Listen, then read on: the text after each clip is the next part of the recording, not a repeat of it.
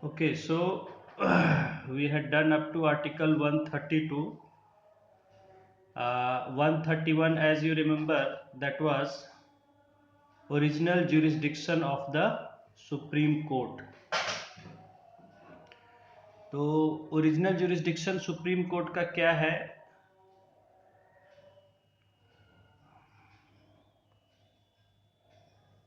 हम्म India का मामला मतलब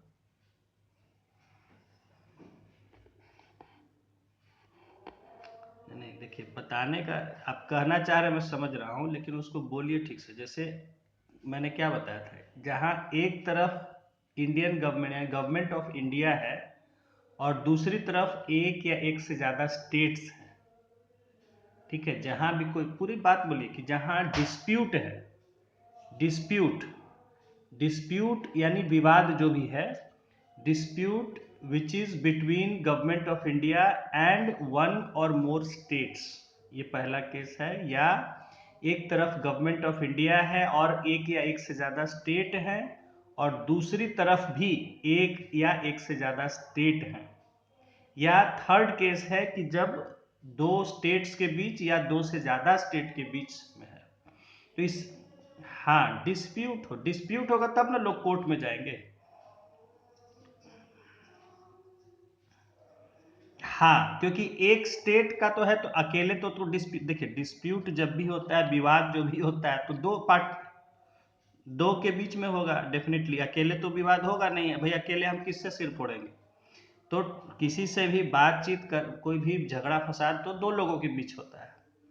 तो वैसे ही है कि या तो दो राज्यों के बीच हो, दो राज्य की सरकारों के बीच हो, या एक तरफ एक राज्य है और एक तरफ एक से ज़्यादा राज्य हो, या दोनों तरफ एक से ज़्यादा राज्य हो, या राज्यों के साथ या तो एक तरफ भारत सरकार हो और दूसरी तरफ एक राज्य या एक से ज़्यादा राज्य की सरकार हो, या भारत सरकार और उसके साथ एक या एक से ज़्यादा राज्य और दूसरी तरफ भी एक या एक से ज़्यादा राज्य।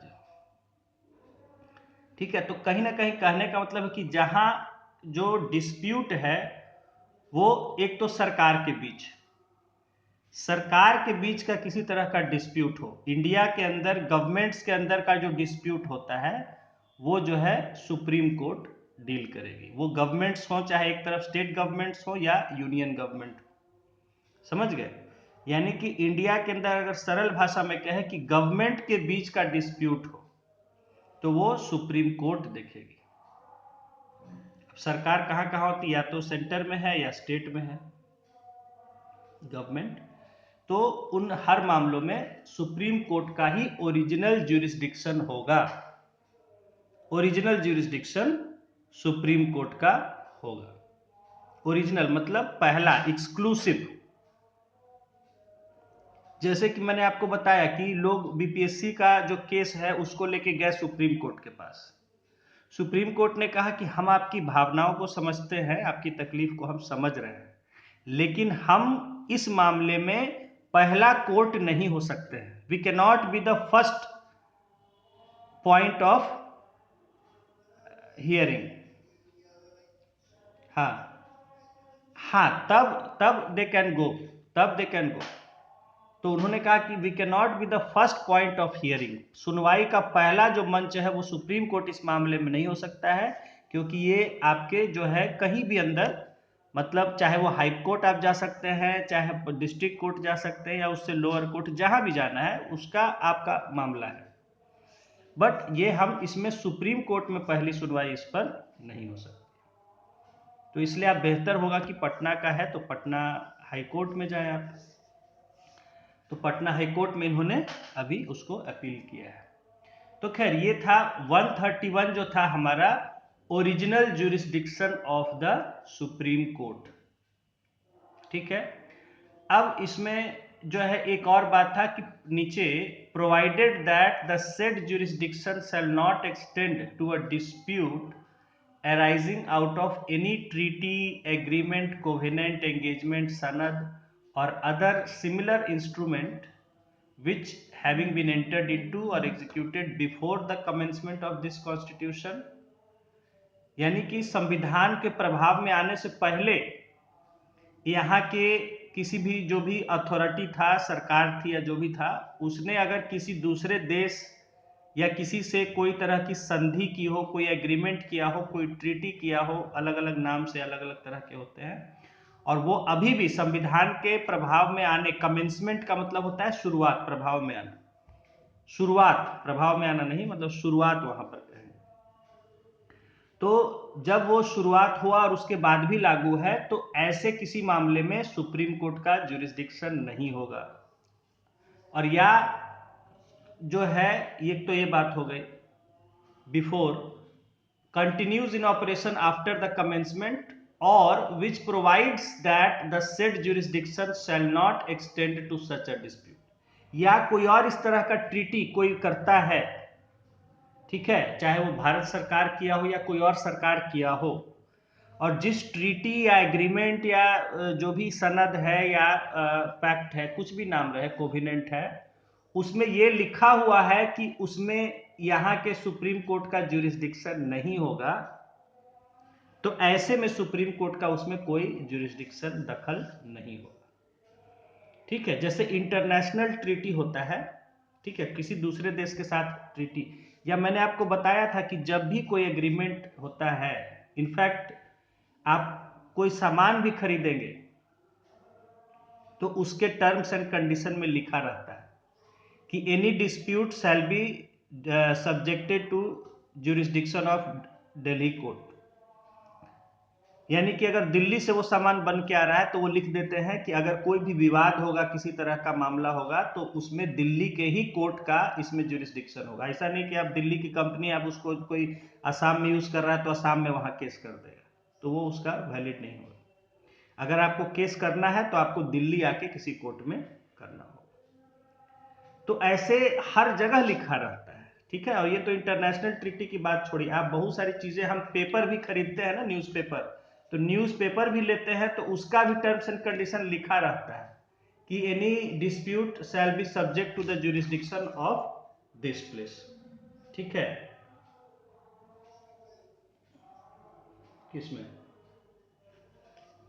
नहीं, क्यों न्यूज़पेपर, मान लीजिए आप न्यूज़पेपर की छपाई से कुछ खुश नहीं है, गलत चीज छपा है, या वो क्वालिटी नहीं दे रहा है जो क्वालिटी उसका प्रॉमिस्ड है, जिस तरह का उसमें रहता है, जिसके लिए आपने उसको खरीदा है या पे किया है, किसी भी चीज, देखिए, any any purchase is an agreement, ये बात हम लोग समझते हैं। हम किसी के लिए पैसा दे रहे हैं किसी चीज के लिए, वो पैसा हम कोई भी बड़ी मेहनत से कमाता है, तो पैसा हम जब पे कर रहे हैं और दूसरी तरफ it is like a contract, कि हम आपको एक प्रॉमिस्ड चीज हम दे रहे हैं, उसके बदले आपसे हम पैसा ले रहे हैं। अभी आप लोग नहीं समझते, वो कानून के नजर में वो एक कॉन्ट्रैक्ट है, एक सौदा है, एक एग्रीमेंट है। और वहां कोई भी साइड, जैसे अब मान लीजिए कि कोई चीज है भाई 100 रुपए की, उसका उसमें एमआरपी तय है 100 रुपया, वहां बेचा जा रहा है, और मैं कहूं कि 90 रुपए में दे दो, उससे जबरदस्ती ले लूं, मैं उससे 85 रुपया दूं या पैसा नहीं दूं, तो वो भी उस कॉन्ट्रैक्ट का उल्लंघन है कि भाई ये बना हुआ है सामान, एमआरपी है इसका 100 रुपया, मतलब आप 100 रुपया देंगे और इस चीज को लेंगे। और इसी तरह मैं 100 रुपया अगर दे रहा हूं तो जो वो चीज है वो मुझे सही कंडीशन में मिलनी चाहिए। अब मैं करता हूं, कोई चीज खरीद लिया मैंने और उसके बाद मुझे उसमें वो क्वालिटी नहीं मिला, तो मैं उसका शिकायत कर सकता हूं, because that has been promised कि हाँ आपको इतने पैसे के बदले हम ये चीज देंगे जिसमें ये चीज उसका कैरेक्टरिस्टिक है, ये उसका क्वालिटी है। तो हर चीज में है, वो चाहे 1 रुपए की ही चीज क्यों ना हो, ठीक है। हाँ, अभी मैं एक ये मूवी देख रहा था, तो उसमें ये क्या नाम है, बत्ती गुल मीटर चालू, ऐसे कुछ आया था, शाहिद कपूर का, बत्ती गुल मीटर चालू। हाँ, तो उसमें वो दिखाया है कि पहले एक लॉयर वो रहता है शाहिद कपूर, जो कि लॉयर ऐसे ही वो अपना धंधा बनाए रहता है कि कोई कंपनी, क्योंकि कंपनियां क्या है, हर कोई अपना एडवर्टीजमेंट में बड़े बड़े वादे फेंक देती है लंबा लंबा, और वो उनको एक्सप्लॉइट करके पहुंच जाता है कंपनी के पास कि देखिए आप ऐसा ऐसा वायदा किए हैं, कहाँ है, हमको इतना मुआवजा दीजिए जो है। और वो इसी तरह सब कंपनियों को उनसे मुआवजा वसूल के अपना धंधा चलाता था, ठीक है। तो कहने का मतलब है कि हालांकि उसमें चीज दिखाया, लेकिन ये है कि कोई भी चीज जब हम खरीदते हैं तो that is like an contract, कि हाँ हम खरीद रहे हैं, बदले आपको पैसा दे रहे हैं, तो उसका एक उसका वैल्यू है। या अगर वो चीज हमें नहीं दिया तो हम उस पर केस कर सकते हैं, या मैं अगर नहीं दूं पैसा तो वो मुझ पर केस करेगा पुलिस में या जहां भी, कि हाँ भाई ये पैसा ही नहीं दे रहा है, मेरा सामान ले लिया है। ठीक है, तो ये सब जानने की बातें, समझते जब आदमी पढ़ता है, जानता है, समझता है। खैर, तो हर चीज में लिखा रहता है, बहुत सी चीजों पर अगर ध्यान से देखेंगे ना तो उस पर लिखा रहता है कि अगर कोई डिस्प्यूट होगा, जैसे मैंने अक्सर बहुत चीजों पर वहां साफ साफ लिखा रहता है कि दिल्ली के ही कोर्ट का जुरिस्डिक्शन होगा, या बॉम्बे के, जैसे बॉम्बे से कोई चीज आ रहा है बन के महाराष्ट्र तरफ से, तो वो लिख देते हैं कि इसमें कोई भी विवाद होगा तो महाराष्ट्र महाराष्ट्र का कोई कोर्ट का जुरिस्डिक्शन होगा या बॉम्बे का कोर्ट का जुरिस्डिक्शन होगा। ठीक है, अब हर प्रोडक्ट पे नहीं लिखा रहता है, लेकिन कुछ स्टैंडर्ड चीज़ों पर अगर, जैसे अक्सर पहले हम देखते थे बहुत चीज़ों पर लिखा रहता था, ठीक है, तो वो लिखा रहता है। ठीक है, तो उसी तरह यहाँ कहा जा रहा है कि अगर ये तो गवर्नमेंट की बात है बहुत बड़ी, कि अगर किसी से ट्रीटी किया तो होता है, जैसे इंटरनेशनल, इसीलिए इंटरनेशनल कोर्ट ऑफ जस्टिस है, या एक इंटरनेशनल क्रिमिनल कोर्ट है क्राइम्स के लिए। तो जब देशों के बीच का जो कोई मामला होता है तो वो वहां जाता है, इंटरनेशनल कोर्ट ऑफ जस्टिस, या और भी कई तरह के कोर्ट है, ऐसा नहीं है कि वही है, कई तरह के हैं दुनिया में। तो वो जो कंपनी है, या जो कोई कंपनी से हो रहा है मान लीजिए, या कोई देश की सरकार से हो रहा है, वहां टर्म्स तय किए जाते हैं कि अगर कोई विवाद होगा तो ये कि कहाँ के कोर्ट में सुलझाया जाएगा। एनीवे, तो ये हो गया 131। उसके बाद 132 जो था हमारा, वो जो था appellate jurisdiction of supreme court in appeals from high courts in certain cases. तो ये कहता है कि सुप्रीम कोर्ट का हाई कोर्ट के कुछ केसेस में अपील में भी सुनवाई का अधिकार होगा, एपीलेट ज्यूरिसडिक्शन यानी अपील सुनने का अधिकार होगा सुप्रीम कोर्ट को। ठीक है, तो वो हमने पढ़ा था कि जिन मामलों में अगर जो है हाई कोर्ट आर्टिकल 134 ए के तहत सर्टिफाई करता है या सर्टिफिकेट इशू करता है कि इसमें जो है संविधान की कोई विशेष समझ की जरूरत है, व्याख्या की जरूरत है, तो उसमें सुप्रीम कोर्ट उसमें बेहतर कर सकता है, तो ऐसे में वो उस मामले को सुनने का, उसका अपील सुनने का अधिकार जो है सुप्रीम कोर्ट को होगा। ठीक है, तो यहां दिया गया था कि 134 ए के तहत, आर्टिकल 134 ए के तहत जो है वहां उसको सर्टिफिकेट इशू करना होगा हाई कोर्ट को, तो उसमें सुप्रीम कोर्ट सुनवाई कर सकेगा। अब यहां देखते हैं, नेक्स्ट है 133, appellate jurisdiction of supreme court in appeals from high courts in regard to civil matters. ठीक है, यहां कह रहा है कि हाई कोर्ट से सिविल मैटर्स में अपील सुनने का सुप्रीम कोर्ट को अधिकार होगा। सिविल मैटर्स यानी जो क्राइम नहीं है, सिविल है, यानी सिविल का मतलब होता है कि जो आपके जैसे कि आपस में जमीन जायदाद को लेकर विवाद है दो लोगों के बीच में, या परिवार का मामला है, परिवार का संपत्ति उत्तराधिकार इन सब का, शादी ब्याह इन सब का मामला है।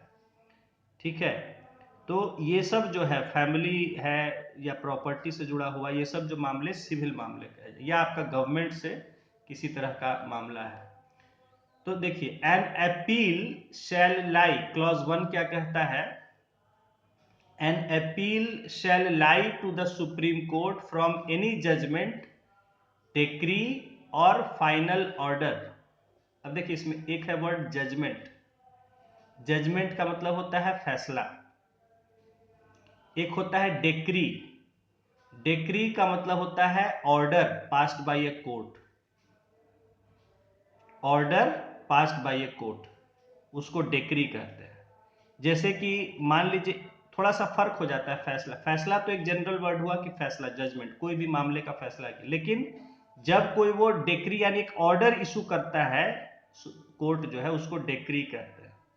जैसे मान लीजिए दो भाइयों के बीच में जमीन का बंटवारा को लेके इशू चल रहा है, वो कोर्ट में गए तो कोर्ट ने फैसला किया कि नहीं भाई, बड़े भाई का जो दावा है वो सही है। तो उसका फैसला हुआ कि बड़े भाई का दावा सही है, और अब वो डिक्री करता, ऑर्डर करता है कि छोटा भाई जो है वो इतना जमीन वो बड़े भाई के नाम उसको करना होगा। तो ये उसका डिक्री, आदेश हो गया कि हाँ इतना जमीन छोटे भाई को, बड़े भाई को उसके नाम रजिस्टर करना है। ठीक है, और अगर वो नहीं करता है तो फिर उसके खिलाफ कार्रवाई हो जाएगी। तो इसको डिक्री कहते हैं, समझ गए, गवर्नमेंट का जो आदेश होता है। या मान लीजिए कोई सरकार के प्रति मुआवजे के लिए केस किया है कि सरकार को उसको मुआवजा देना चाहिए, ड्यूटी के दौरान उसको कुछ नुकसान हुआ या कुछ हुआ, तो उसने कोर्ट ने जजमेंट किया कि हाँ इसका दावा सही है, इसको मुआवजा मिलना चाहिए। फिर वो ऑर्डर करता है कि सरकार इसको 10 लाख रुपया मुआवजा देगा, तो वो हो गया डिक्री, समझ गए। तो यहां कह रहा है एनी जजमेंट, डिक्री और फाइनल ऑर्डर।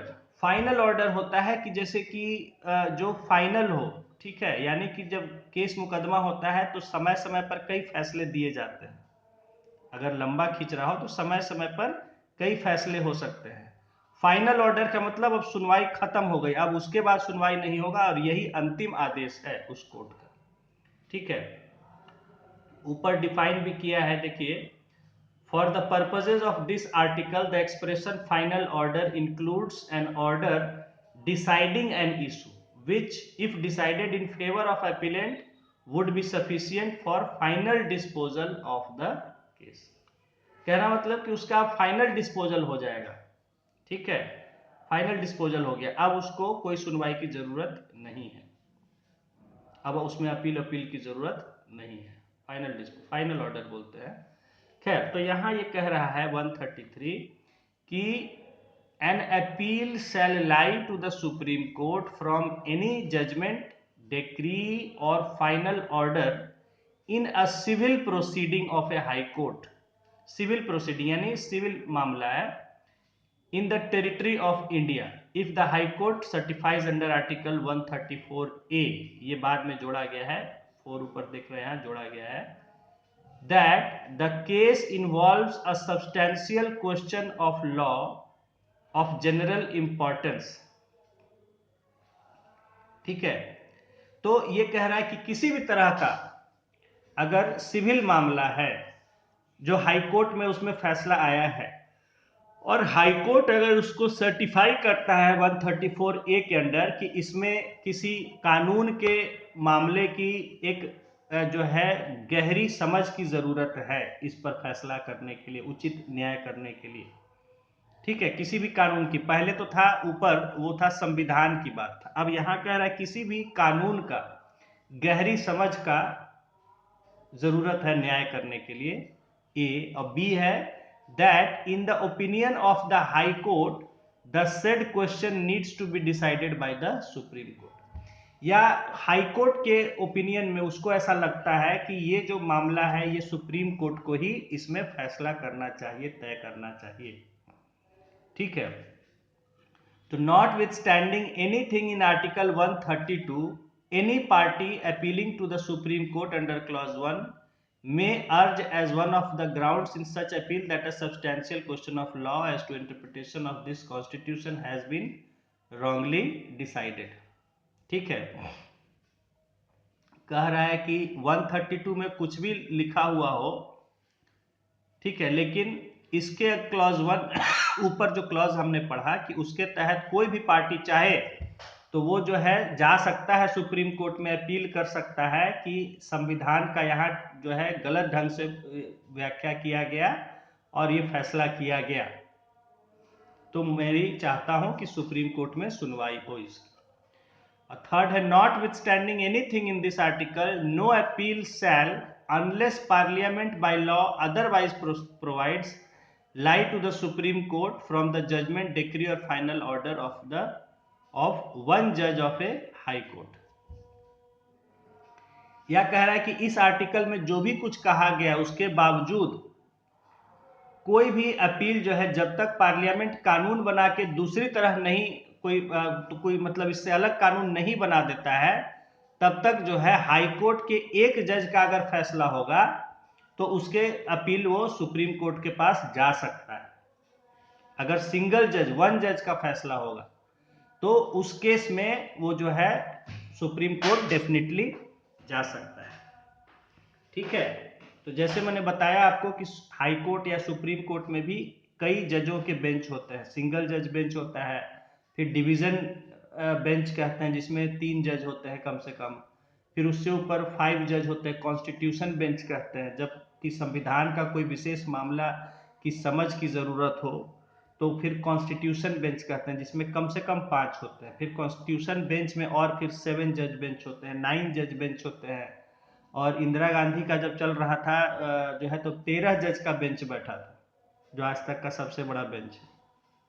और अभी आया था जो है, हमको लगता है किस मामले में, जिसमें फुल कोर्ट जो है बैठने की बात थी, लेकिन शायद वो हुआ नहीं। अभी कोई केस था या चल रहा है या पेंडिंग है, या शायद इसमें हुआ था अयोध्या वाले मामले में कि पूरे के पूरे जज सुप्रीम कोर्ट के बैठेंगे। खैर, तो अभी तक जो है सबसे बड़ी बेंच 13 जजों की बेंच जो है वो बैठी है, जिसने ये दिया था आपके बेसिक स्ट्रक्चर और ये सब जो है 13 जज बैठे थे एक साथ सुप्रीम कोर्ट में। खैर, तो यहाँ कहा जा रहा है कि अगर कोई सिंगल जज का फैसला होगा हाई कोर्ट के तो उसके डेफिनेटली उसकी अपील जो है वो व्यक्ति कोई भी कर सकता है सुप्रीम कोर्ट में, जब तक कि पार्लियामेंट इसके खिलाफ कानून न बना दे कि हाँ नहीं जा सकते। यह है 133। नेक्स्ट है 134, appellate jurisdiction of supreme court in regard to criminal matters.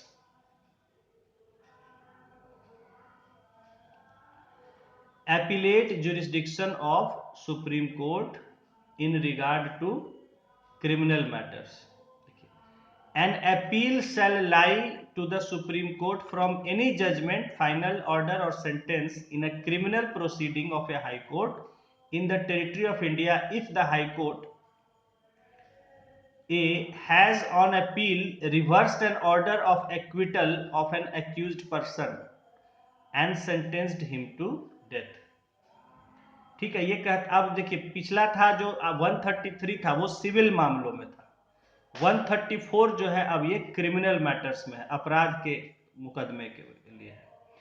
तो पहला क्लॉज कह रहा है कि सुप्रीम कोर्ट में अपील किया जा सकेगा किसी भी जजमेंट जो हाई कोर्ट में क्रिमिनल मैटर को लेके कोई भी तरह का फैसला आया हो, और जहां वो फैसला नंबर ए, उसमें हाई कोर्ट ने क्या किया हो कि has on appeal reversed an order of acquittal of an accused person and sentenced him to death. High court ने जहां जो पहले आदमी निर्दोष किसी और कोर्ट के द्वारा कहा गया हो, पहले जो है मान लीजिए डिस्ट्रिक्ट कोर्ट या और कोई court, fast track court, special court, उसने सेशंस कोर्ट, उसने जो है उसको निर्दोष कर दिया हो, बरी कर दिया हो, और उसको पलटते हुए अगर सुप्रीम कोर्ट ने उसको मौत की सजा सुनाई हो, ठीक है, इस मामले में डेफिनेटली वो व्यक्ति सुप्रीम कोर्ट जा सकता है। फर्स्ट। बी है कि has withdrawn for trial before itself any case from any court subordinate to its authority and has in such trial convicted the accused person and sentenced him to death. यह दूसरा मामला है कि कोई और जो उससे लोअर कोर्ट में मामला चल रहा था, हाई कोर्ट से नीचे, यानी सेशंस कोर्ट है, डिस्ट्रिक्ट कोर्ट है और भी नीचे कोर्ट है, तो उनमें चल रहा था अगर कोई मामला जिसको कि हाई कोर्ट ने स्वयं ले लिया, वहां से मंगा लिया, और फिर उसमें जो है मुकदमा चला के हाई कोर्ट ने जो व्यक्ति था, जो मुजरिम था, उसको जो है मौत की सजा सुनाई, उसमें भी वो सुप्रीम कोर्ट डेफिनेटली अपील कर सकता है। और सी है certifies under article 134A that the case is a fit one for appeal to the supreme court, या 134A के तहत वो सर्टिफाई करता है कि ये मामला सुप्रीम कोर्ट में अपील करने लायक है। ठीक है, तो वो सुप्रीम कोर्ट में वो उस केस का अपील कर सकेगा। नीचे है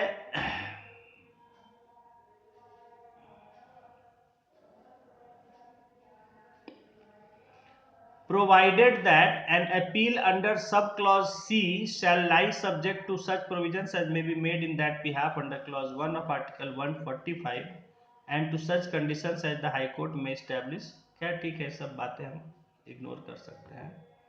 कहने का मतलब कि जिस तरह सिविल मामला क्रिमिनल मैटर्स में आप मोटा मोटी समझ सकते हैं कि अगर मौत की सजा दिया हो हाई कोर्ट ने तो उसको वो सुप्रीम कोर्ट में अपील कर सकता है, या कोई ऐसा हो कि जिसने लोअर कोर्ट ने यानी डिस्ट्रिक्ट कोर्ट, सेशंस कोर्ट वगैरह ने उसको निर्दोष साबित किया हो और हाई कोर्ट ने उसको फिर उसके अपील सुनते हुए निर्दोष की जगह उसको मौत की सजा दे दिया हो, या कोई और कोर्ट में चल रहा था मामला, उसको उसने वहां से मंगा लिया और अपने जगह फैसला किया और वहां उसको मौत का सजा दिया, तो भी उसको अपील का अधिकार है सुप्रीम कोर्ट में। नहीं तो अगर वो हाई कोर्ट खुद अगर किसी मामले में कहता है कि हाँ इसमें सुप्रीम कोर्ट में सुनवाई की जरूरत है तो वो सुप्रीम कोर्ट में वहां वो मामला जाएगा। अब यहाँ 134A ये जोड़ा गया है। नंबर 1 इंसर्टेड बाय, नीचे देखेंगे फुटनोट में, inserted by constitution 44th amendment act 1978 section 20। तो ये जो है 44वें 44th अमेंडमेंट के द्वारा, यानी कि जो जनता दल की सरकार आई थी उसने अमेंडमेंट किया था 1978 में, ठीक है। और ये जोड़ा certificate for appeal to the supreme Court. Every High Court passing और making a judgment, decree, final order और सेंटेंस। देखिए सेंटेंस और जजमेंट में, जजमेंट होता है फैसला, सेंटेंस होता है सजा, सजा सुनाना। तो जहां भी किसी हाई कोर्ट ने फैसला किया हो, आदेश डिक्री दिया हो या फाइनल ऑर्डर अंतिम आदेश दिया हो या जज सेंटेंस सजा सुनाई हो, referred to in clause 1 of article 132 और क्लॉज 1 ऑफ आर्टिकल 133 और क्लॉज 1 ऑफ आर्टिकल 134, तीनों आर्टिकल में जहां भी हाई कोर्ट ने कोई तरह का आदेश दिया हो, a may if it deems fit so to do on its own motion, या तो यानी उसको अपने आप में ही लगता है कि इसमें सुप्रीम कोर्ट में सुनवाई की जरूरत थी इस मामले में, and b shall if an oral application is made by और on behalf of the party aggrieved immediately after the passing और making of such judgment, decree और सेंटेंस। या फैसला सुनाने के बाद जो मतलब पार्टी था जो प्रभावित हो रहा है उस फैसले से, यानी कि जो जिसके खिलाफ फैसला सुनाया गया, तो वो अगर तुरंत उसी समय ओरल एप्लीकेशन यानी कि मौखिक रूप से अगर वो हाई कोर्ट से अपील करता है कि हमको सर इसमें सुनवाई का मौका दिया जाए आगे सुप्रीम कोर्ट में, सर्टिफिकेट हमको इशू किया जाए, तुरंत बाद फैसला, ऐसा नहीं कि फैसला हो गया आप 10 दिन बाद आ रहे हैं कि सर हम चाहते हैं कि नहीं, फैसला हुआ उसी के बाद आप अगर चाहते हैं कि नहीं हम संतुष्ट नहीं, हम सुप्रीम कोर्ट जाना चाहते हैं, तो उसमें आप ओरल यानी मौखिक रूप से हाई कोर्ट से जज साहब से कहते हैं या बेंच से कहते हैं कि हमको इसमें सर्टिफिकेट दिया जाए ताकि हम इसमें सुप्रीम कोर्ट में सुनवाई चाहते हैं।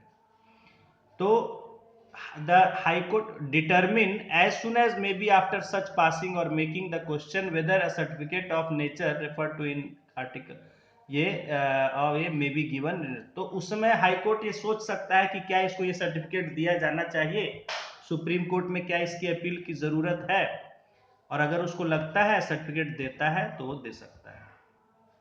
तो यानी 134A जो जोड़ा गया, सुप्रीम कोर्ट में वो मामला जाए इसके लिए सर्टिफिकेट इशू करने की बात हाई कोर्ट के द्वारा कही है। कहने का मतलब है कि अभी भी हाई कोर्ट को अधिकार है, वो ये सोच सकता है कि ये मामला सुप्रीम कोर्ट में जाना चाहिए या यही इसका फाइनल है, इस पर कुछ नहीं हो सकता, इसलिए इसको फाइनल कर दिया जाए।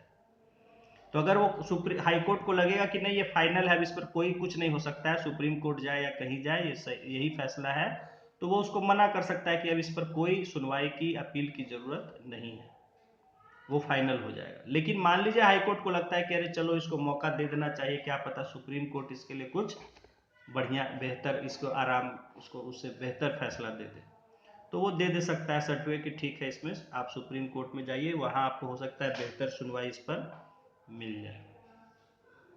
तो ये है 134A। उसके बाद है आपका 135 jurisdiction and powers of federal court under existing law to be exercisable by the Supreme Court।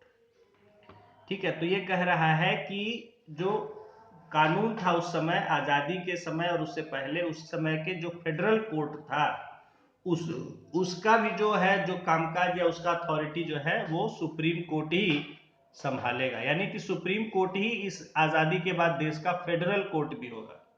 और फेडरल का मतलब होता है जो संघीय ढांचा, जो यूनियन है उसको लेके हो, यानी कि जहां गवर्नमेंट और यानी यूनियन गवर्नमेंट और स्टेट्स या स्टेट्स के बीच का कुछ मामला हो उसको तय करने का, यानी फेडरल कोर्ट तय करने का अधिकार सुप्रीम कोर्ट को होगा, जो आपने पहले देखा ही original jurisdiction. Until Parliament by law otherwise provides, the Supreme Court shall also have jurisdiction and powers with respect to any matter to which the provisions of Article 133 or 134 do not apply, if jurisdiction and powers in relation to that matter were exercisable by the federal court immediately before the commencement of this constitution under any existing law। ये कह रहा है कि अगर कोई ऐसा मामला हो जहां की जो कि आजादी के पहले या इस संविधान के आने के प्रभाव में आने से पहले, कमेंसमेंट ऑफ कॉन्स्टिट्यूशन के पहले, जो कि फेडरल कोर्ट के अधिकार का मामला था। उस समय एक फेडरल कोर्ट हुआ करता था, मैंने बताया था आपको मॉडर्न इंडिया में। तो फेडरल कोर्ट का जो अधिकार का मामला था उस तरह का मामला अगर कुछ है तो उसको भी जो है वो सुप्रीम कोर्ट ही उसको हैंडल करेगी। ठीक है, तो ये कहा गया है इसमें 135 में कि जैसे मान लीजिए कोई आज राज्य कहता है कि आजादी के बाद हमारे साथ ऐसा ऐसा होना चाहिए था, वो हमको नहीं मिला आज तक, तो वो उस समय का फेडरल कोर्ट के द्वारा तय होता कि हाँ क्या था, तो उसका मामला जो है वो आज के डेट में सुप्रीम कोर्ट सुनवाई कर सकता है। अब देखिए 136 है, इंपॉर्टेंट है, special leave to appeal by the supreme court. Special leave to appeal by the supreme court. यहां देखिए क्या है, ये कहता है स्पेशल लीव यानी कुछ विशेष छूट मिले अपील करने की सुप्रीम कोर्ट के ही द्वारा। क्या है देखिए, number 1, notwithstanding anything in this chapter, the Supreme Court may in its discretion grant special leave to appeal from any judgment, decree, determination, sentence or order in any cause or matter passed or made by any court or tribunal in the territory of India। देखिए कहता है ये special leave है, इसमें कहता है कि इस चैप्टर में, इस पूरे चैप्टर में, यानी कि ये जो चैप्टर कौन सा पढ़ रहे हैं हम लोग हैं,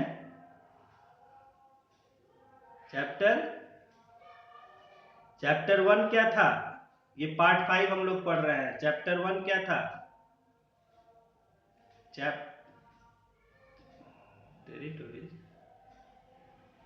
ये पार्ट 5 है द यूनियन के बारे में। तो उसका फर्स्ट चैप्टर क्या था, एग्जीक्यूटिव। सेकेंड चैप्टर क्या था, पार्लियामेंट।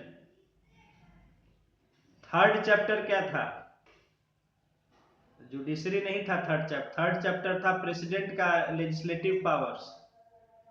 फोर्थ चैप्टर था है जुडिशरी।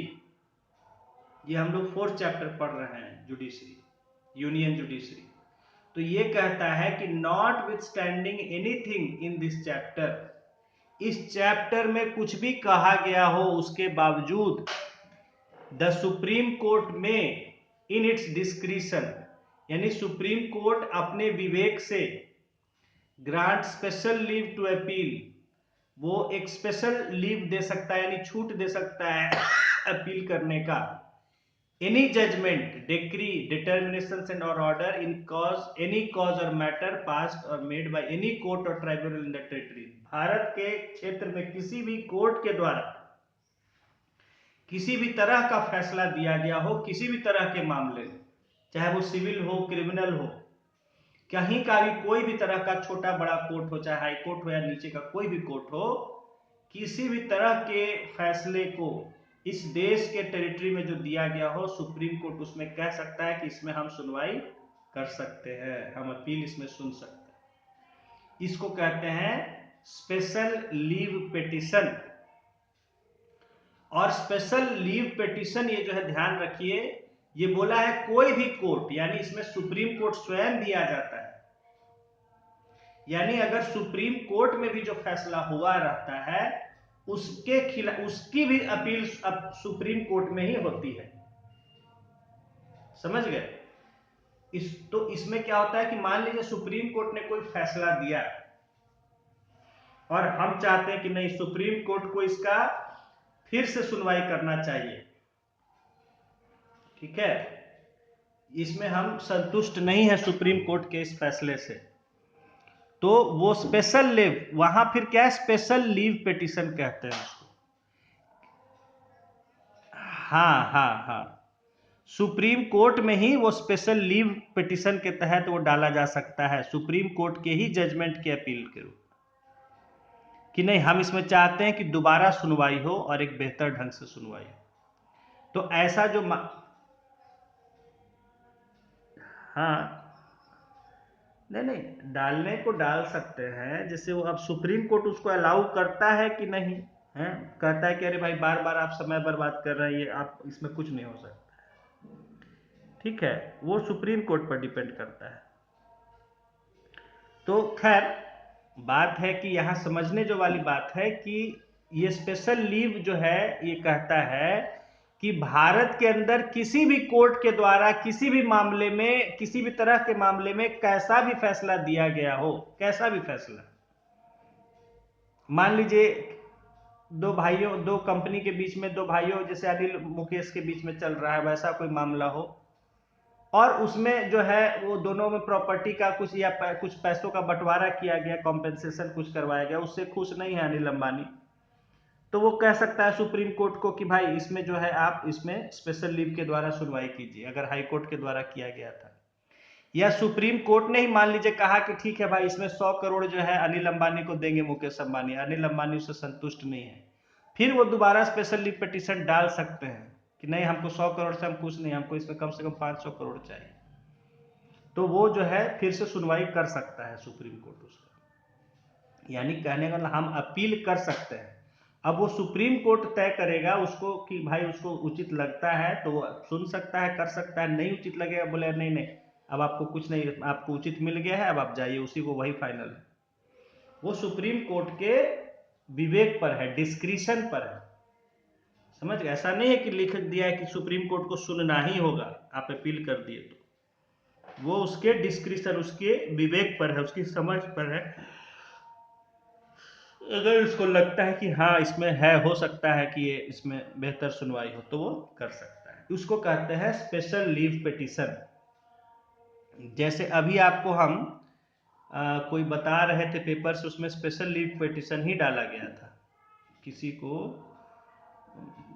मेरे ख्याल किसी को डिस्क्वालीफाई कर दिया था या क्या था मामला, उस मामले में स्पेशल लीव पिटीशन जो है वो सुप्रीम कोर्ट में डाले हुए थे। नहीं नहीं सॉरी, ये जो ये था आपका, हाँ, जो ये सेम सेक्स मैरिज वाला था, सेम सेक्स मैरिज वाला, जिसमें सुप्रीम कोर्ट ने ही पहले फैसला दिया था कि ये जो है ये हमारे अंदर का चीज नहीं है, इसको सरकार को इस पर अगर करना है तो सरकार कानून बनाए, हमसे इसको मत आप उम्मीद कीजिए कि हम इसको कानूनी घोषित कर दें।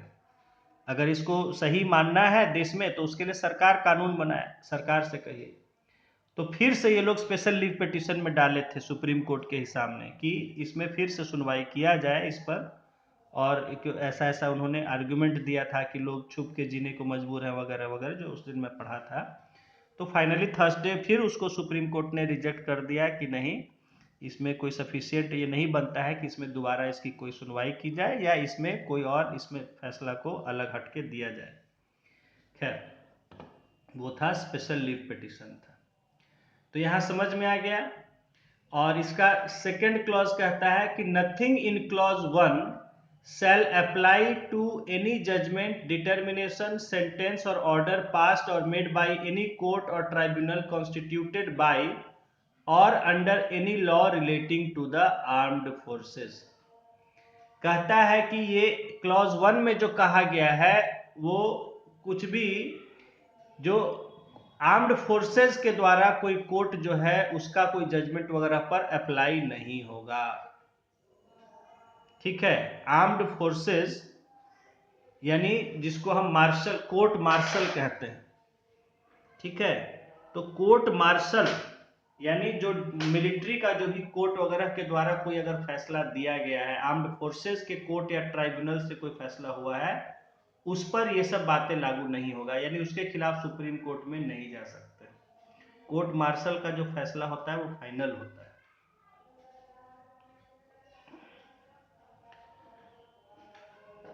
उसके बाद है नेक्स्ट, तो ये 136 हो गया।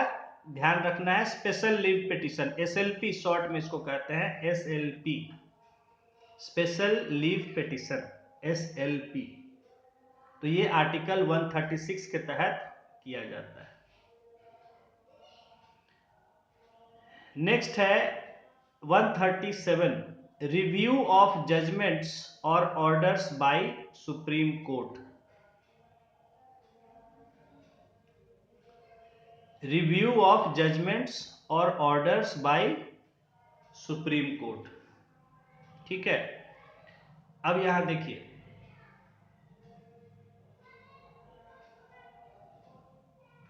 आगे इसमें है 137 जहां कर रहा है वो तो स्पेशल लीव पिटीशन था। यहां देखिए क्या है, कहता है कि सुप्रीम कोर्ट के जो फैसले होंगे उसको रिव्यू करने का, उसको फिर से समीक्षा करने की शक्ति कह रहा है। सुप्रीम कोर्ट के फैसला वो, हाँ देखिए, subject to the provisions of any law made by Parliament और any rules made under article 145। आगे देखेंगे 145, the supreme court shall have power to review any judgment pronounced और ऑर्डर मेड बाय इट। कह रहा है कि सुप्रीम कोर्ट को बाकी किसी कानून वगैरह को ध्यान में रखते हुए अपने आदेश को फिर से समीक्षा करने का अधिकार होगा। ठीक है, सुप्रीम कोर्ट अपने जजमेंट का जो है वो फिर से रिव्यू कर सकता है। मान लीजिए कि सुप्रीम कोर्ट ने कोई फैसला कर दिया, अब जनता में उस फैसले के प्रति बहुत ही नाराजगी है और वो बहुत ज्यादा आक्रोश पर उतर आती है, विरोध प्रदर्शन करना शुरू कर देती है। और मान लीजिए वो सुप्रीम कोर्ट के 2 या 3 जजों का फैसला था और सुप्रीम कोर्ट के जज हैं, उनको लगता है कि नहीं, इस पर फैसला कुछ और होना चाहिए था, बेहतर फैसला होना चाहिए था, देश के लोग खुश नहीं हैं, तो वो उस पर फिर से दोबारा उसको सुनवाई कर सकते हैं, उसको और उस ऑर्डर को बदल सकते हैं। तो सुप्रीम कोर्ट को हमेशा अपने फैसले को दोबारा उसको सुनवाई करने का अधिकार होगा। ठीक है, हाँ, तो ये है 137।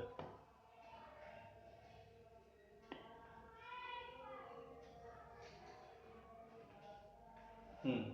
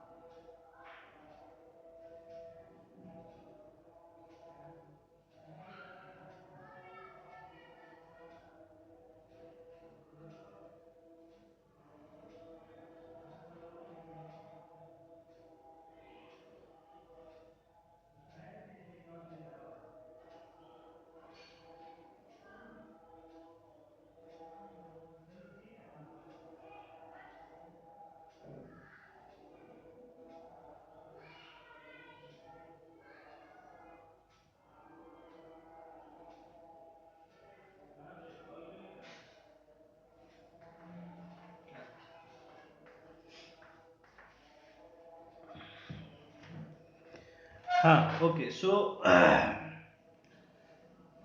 Now article 138। तो ठीक है, आज हमने देखा क्या क्या। 132 के बाद 133, 134, 133 क्या था, सिविल मैटर्स में अपील हाई कोर्ट का।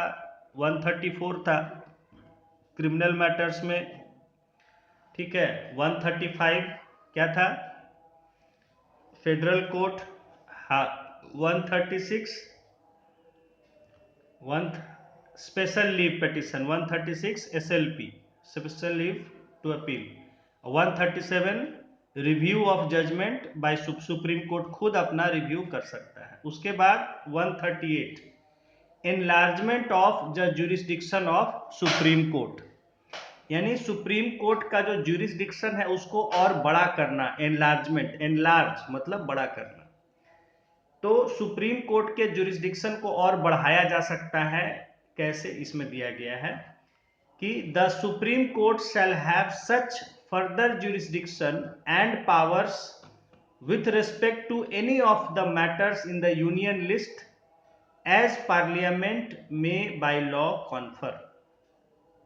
कहा जा रहा है कि जो हमने सुप्रीम कोर्ट का ओरिजिनल ज्यूरिसडिक्शन तो जो पढ़ा सो पढ़ा, एपिलेट ज्यूरिसडिक्शन भी हमने यहां देखा। अभी हमने जो देखा, देखिए 131 क्या था, ओरिजिनल ज्यूरिसडिक्शन। उसके बाद 132 से 134 तक क्या था, एपिलेट। देखिए अपील लिखा हुआ, एपिलेट ज्यूरिसडिक्शन, वो एपिलेट ज्यूरिसडिक्शन हो गया अपील करने का, हाँ, अपील सुनने का। उसके बाद 135 हमने देखा कि फेडरल कोर्ट, फेडरल कोर्ट का भी जो मामला था ये संविधान के आने से पहले, उसका भी काम वो सुप्रीम कोर्ट ही देखेगा। और फिर उसमें है इसमें कि सेल्फ रिव्यू कर सकता है, ठीक है, अपना स्पेशल लीव के द्वारा या वैसे भी 137 के तहत अपने जजमेंट को भी दोबारा सुनने का अधिकार है। अब यहां कहा जा रहा है कि the supreme court shall have such further jurisdiction, यानी इनके अलावा भी किसी मामले में उसको ज्यूरिसडिक्शन होगा, यानी केस सुनने का अधिकार होगा। Further jurisdiction and powers with respect to any of the matters in the union list as parliament may by law confer. तो कहा जा रहा है इन सब के अलावा भी अगर पार्लियामेंट यूनियन लिस्ट में जो सब्जेक्ट दिए गए हैं, यानी कि जो यूनियन गवर्नमेंट के अंदर में जो सब्जेक्ट्स आते हैं, उन पर, उनमें से किसी मामले पर अगर सुप्रीम कोर्ट का जो है वो ज्यूरिसडिक्शन बढ़ाना चाहता है तो पार्लियामेंट कानून बना के ऐसा कर सकता है।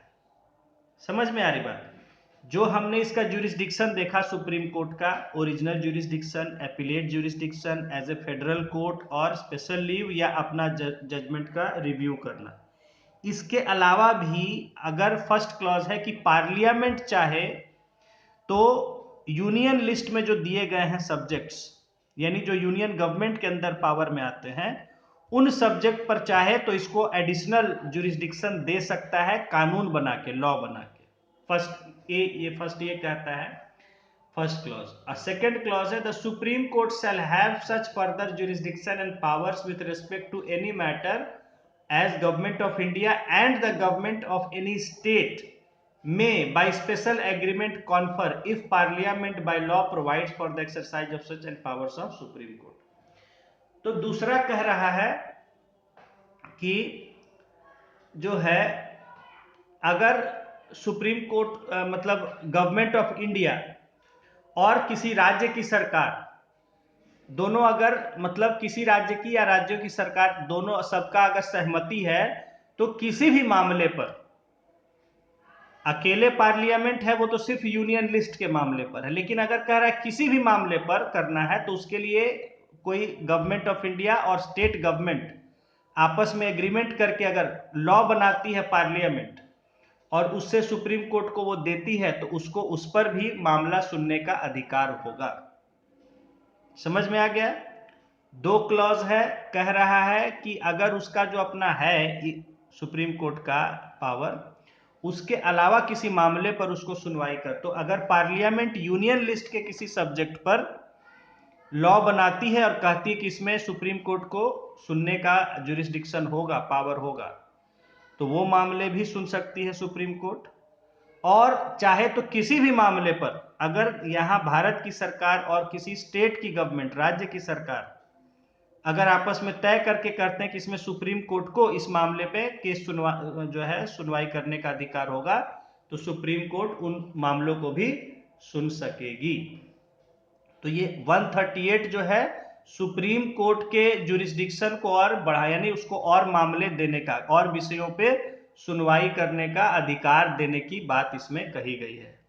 तो वो या तो अकेले गवर्नमेंट ऑफ इंडिया या पार्लियामेंट कर सकती है, या जो है अगर कोई भारत की सरकार और कोई राज्य की सरकार तय करे तो पार्लियामेंट कानून बना के किसी भी मामले पर सुप्रीम कोर्ट को उसको जो है सुनवाई का अधिकार दे सकती है।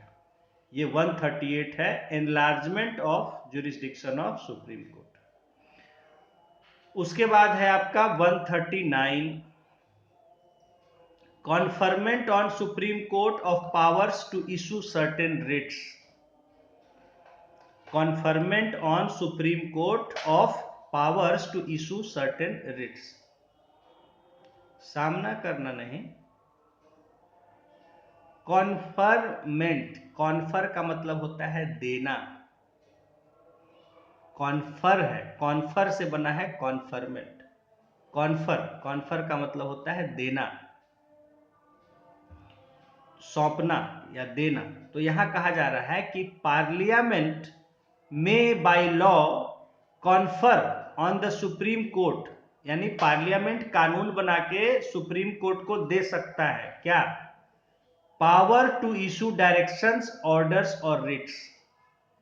ये शक्ति दे सकता है कि कुछ वो आदेश दे सके, डायरेक्शन, निर्देश, ऑर्डर, आदेश और रिट, जो सरकारी आदेश होते हैं उनको रिट कहा जाता है, परमादेश भी कहते हैं। Including writs in the nature of habeas corpus, mandamus, prohibition, quo warranto and certiorari, और any of them for any purpose other than those mentioned in clause 2 of article 32। तो ये कह रहा है कि पार्लियामेंट कानून बना के सुप्रीम कोर्ट को डायरेक्शन, ऑर्डर और रिट इशू करने का पावर दे सकता है, including writs in the nature of, यानी इस तरह के जो रिट जो कि आर्टिकल 32 के क्लॉज 2 में दिए गए हैं, जो आपको पढ़े हैं, फंडामेंटल राइट के जो वायलेशन में रिट इशू करने का कुछ रिट दिए गए हैं, habeas corpus, mandamus, prohibition, quo warranto and सर्टियरी। कह रहा है इस तरह के नेचर के और भी रिट होते हैं, ये तो 5 सिर्फ हैं जो यहाँ कॉमनली यूज किए जाते हैं, इस तरह के और भी रिट जारी करने का अधिकार पार्लियामेंट कानून बना के सुप्रीम कोर्ट को दे सकता है। ठीक है, रिट इशू करने का अधिकार पार्लियामेंट चाहे तो दे सकता है सुप्रीम कोर्ट को। उसके बाद है 139A, transfer of certain cases.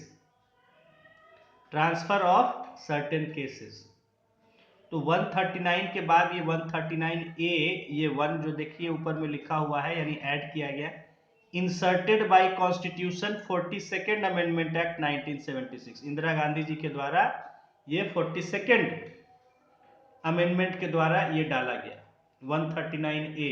अभी देखिएगा बहुत सारे आर्टिकल जोड़े गए थे 42nd अमेंडमेंट में,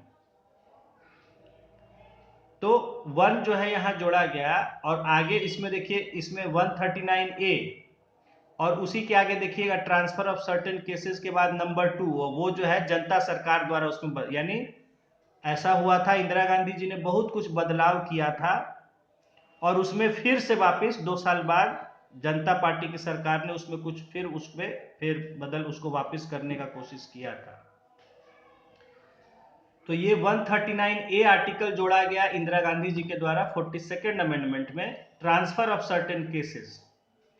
फर्स्ट क्लॉज कहता है कि where cases involving the same और substantially the same questions of law are pending before the supreme court and 1 or more High Courts, or before two or more high courts, and the Supreme Court is satisfied on its own motion or in an application made by Attorney General of India or by a party to any such case, that such question are substantial question of general importance, the Supreme Court may withdraw the case or cases pending before the High Court or the High Courts and dispose of all the cases itself.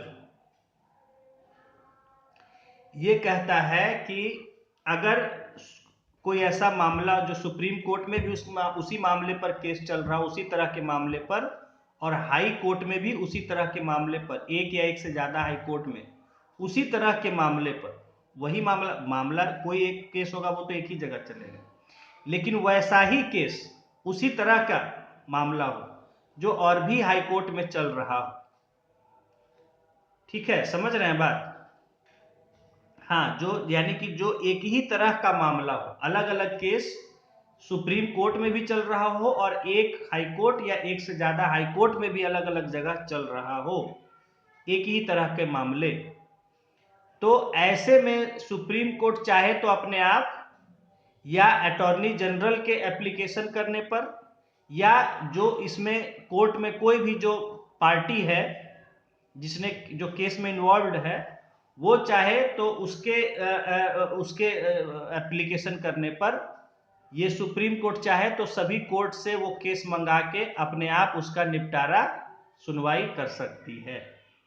यानी एक ही तरह का मामला है जो supreme court में भी चल रहा है, हाई कोर्ट में भी कोई किए हुआ है, कोई पटना हाई कोर्ट में किए हुए है, कोई गुवाहाटी हाई कोर्ट में, कोई बॉम्बे हाई कोर्ट में किए हुए है, चल रहा है वहां भी, तो सुप्रीम कोर्ट चाहे कि अरे भाई एक ही तरह का मामला सब जगह, इससे कंफ्यूजन हो जाएगा, उसको हम ही सब जगह का सुन, वो सारे हाई कोर्ट से केसेस को अपने यहाँ मंगा ले सकता है और उसकी फिर स्वयं एक साथ सुनवाई कर दे सकता है,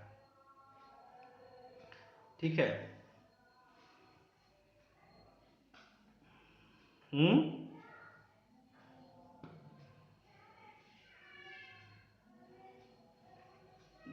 देखिए, जैसे मान लीजिए होता है कई बार एक ही तरह के केस चलते हैं, जैसे मान लीजिए कि कोई नौकरी को लेके कोई आदमी शिकायत किए हुए सरकार, मान लीजिए पटना में कोई बिहार सरकार के खिलाफ किए हुए कि हमको रिजर्वेशन का लाभ नहीं मिल रहा है, ठीक है, कोई कानून बनाया सरकार ने, भारत सरकार ने, और उसके खिलाफ केस कर दिया कोई पटना में हाई कोर्ट में कि ये हमको रिजर्वेशन मेरा इसमें गलत मिल रहा है या नहीं मिल रहा है हमको। वैसा ही कोई केस गुजरात में भी कोई कर देता है वहाँ के हाई कोर्ट में कि भाई ये रिजर्वेशन इस कानून के तहत हमको नहीं मिल रहा है, कोई केरला में कर देता है ना, उसी कानून पर सब जगह लोग केस कर देते हैं और सुप्रीम कोर्ट में भी कोई कर देता है। तो सुप्रीम कोर्ट चाहे कि अरे एक ही कानून से जुड़ा हुआ मामला है, नहीं नहीं अलग अलग आदमी, एक आदमी क्यों, अरे भाई मान लीजिए किसी जाति को रिजर्वेशन दिया गया और कोई दूसरी जाति उससे नाराज है, माने एक जाति को दिया गया तो नेचुरल है किसी न किसी को शिकायत होगा कि हमको नहीं मिला, इसको मिल गया, तो मान लीजिए अलग अलग पटना में कोई केस कर दे रहा है, कोई और आदमी कोई गुजरात में कर रहा है, कोई और जाति वाला कोई वहां कर रहा है, और सुप्रीम कोर्ट में भी कोई करता है, तो सुप्रीम कोर्ट देख रहा है कि उसी कानून पर तरह तरह अलग अलग जगह अलग अलग केस चल रहा है, उसको हम एक ही साथ यही बुला के सुनवाई कर लेते हैं सब, तो वो सारे केसेस जो है हर हाई कोर्ट से मंगा के अपने सामने एक ये सब के सुनवाई मिली जुली एक साथ होगी, समझ गए? तो वो ऐसा कर सकता है सुप्रीम कोर्ट चाहे तो, ये इसमें कहा गया, और ये चाहे provided that the supreme court may after determining the said question of law return any case so withdrawn together with a copy of it judgment on such question to the high court from which the case has been withdrawn and the high court shall proceed to dispose of the case in concurrent, या ये चाहे तो फैसला सुना के वापस उसी high court में भी भेज दे सकता है उसके मामले को कि लीजिए ये हमारा ऑर्डर है, इस तरह का फैसला है और आप इसको जो है लागू कीजिए, तो फिर हाई कोर्ट उसको लागू करवा सकता है वैसा।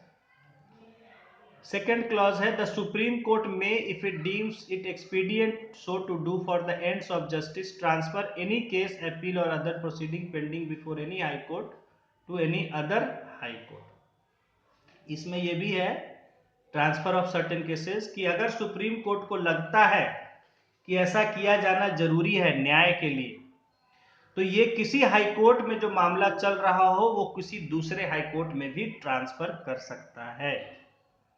जैसे अभी मान लीजिए आपका बीपीएससी का मामला चल रहा है, पटना हाई कोर्ट में दायर किया गया है, और इसमें मान लीजिए बिहार सरकार कुछ उसमें दबाव बनाती है हाई कोर्ट पर या किसी तरह का, या सुप्रीम कोर्ट को ऐसा लगता है कि इसमें पटना हाई कोर्ट में उचित न्याय नहीं हो पाएगा क्योंकि वहाँ माहौल वहीं का सवाल है, सरकार इसमें इन्वॉल्व है, सरकार इसको हो सकता है प्रभावित करने का कोशिश कर सकती है, या वहाँ ठीक से इसका सुनवाई नहीं हो पाएगा, तो वो कह सकती है कि भाई इसको जो है आप उड़ीसा हाई कोर्ट में भेज दीजिए या इसको दिल्ली हाई कोर्ट में भेज दीजिए, दिल्ली हाई कोर्ट में इसका सुनवाई ट्रांसफर कर सकता है सुप्रीम कोर्ट। ठीक है, यही यहाँ सेकंड क्लॉज में कहा गया है। हाँ, तो 139A, और इसमें हम रिक्वेस्ट भी कर सकते हैं सुप्रीम कोर्ट से कि सर हमें नहीं लगता है कि वहाँ पटना हाई कोर्ट में इसकी हमें ठीक से सुनवाई, ऐसा होता है सुनवाई हो पाएगी तो इसको किसी और हाई कोर्ट में भेजा जाए। हाँ, तो इसीलिए होता है क्या कि भाई चूंकि वहाँ सरकार है, सरकार के खिलाफ तो सरकार बहुत तरह से प्रभावित कर सकता है, गवाह को प्रभावित कर सकता है क्योंकि पूरी व्यवस्था उसके पास है वहाँ की, तो इसलिए हमें लगता है कि वहाँ वो हम ठीक से मुकदमा हमारा नहीं चल पाएगा, इसलिए हम चाहते हैं कि दूसरा हाई कोर्ट में इसको ट्रांसफर किया जाए, कलकत्ता हाई कोर्ट में कर दिया जाए, तो सुप्रीम कोर्ट उसको अगर उचित समझे तो कर सकती है।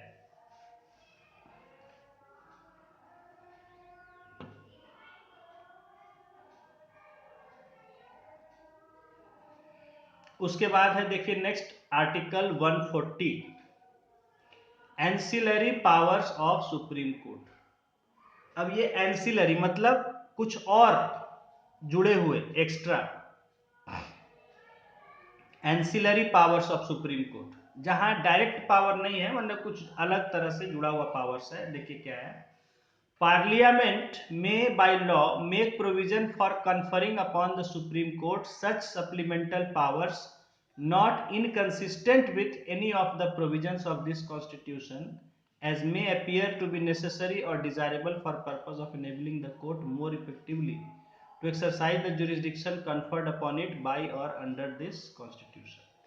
कहा जा रहा है कि अगर पार्लियामेंट को ऐसा लगता है तो वो कानून बना के और भी किसी तरह का कोई शक्ति दे सकता है सुप्रीम कोर्ट को, या कोई और तरह के मामले उसके अधिकार में डाल सकता है जो संविधान से और कहीं किसी बात को वायलेट नहीं करते हो, उससे अलग नहीं हो, और ताकि वो जो कोर्ट है और बेहतर तरीके से काम कर सके। ठीक है, जो इसको संविधान में जो जिम्मेदारी दी गई है, संविधान में सुप्रीम कोर्ट को जो जिम्मेदारी दी गई है तो उसको और बेहतर ढंग से काम करने के लिए, अपनी जिम्मेदारी को पूरा करने के लिए कोई भी तरह का शक्ति पार्लियामेंट कानून बना के दे सकती है अगर वो संविधान के किसी भाग को काटता ना हो, उसके खिलाफ ना हो। तो ये एंसिलरी पावर्स है कि और किसी भी तरह का पावर्स दिया जा सकता है पार्लियामेंट के द्वारा कानून बना के। हमेशा देखिए लिखा रहेगा पार्लियामेंट बाय लॉ, पार्लियामेंट देगी और वो भी कानून बना के, लॉ बना के। अब देखिए नेक्स्ट है article 144, law declared by supreme court to be binding on all courts. क्या कहा है, law declared by supreme court to be binding on all courts. ये कह रहा है कि the law declared by supreme court shall be binding on all courts within the territory of India. कि सुप्रीम कोर्ट ने अगर कोई कानून या कोई फैसला दिया है, जजमेंट दिया है, कोई कानून बनाया है, कहा है कि ऐसा होगा, तो वो इस देश के अंदर सभी कोर्ट पर बाइंडिंग होगा, बाध्यकारी होगा, करना ही है, कंपलसरी हो जाएगा, देश के अंदर हर कोर्ट को उसको फॉलो करना होगा। तो 141 कहता है कि अगर सुप्रीम कोर्ट ने कुछ कह दिया तो वो इस देश के सभी कोर्ट पर बाइंडिंग होगा। ठीक है, law declared by supreme court to be binding on all courts. 142 है enforcement of decrees and orders of supreme court and orders as to discovery etcetera. enforcement of decrees and orders of Supreme Court and orders as to discovery etc. Just 1 minute.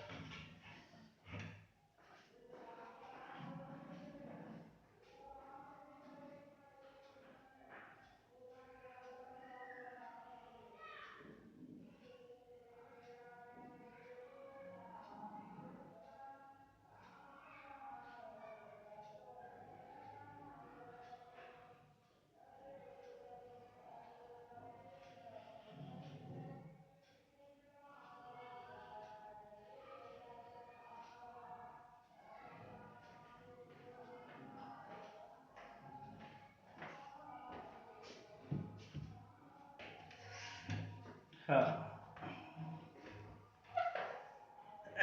अब जो है 142 enforcement of decrees and orders of the Supreme Court and orders as to discovery etc.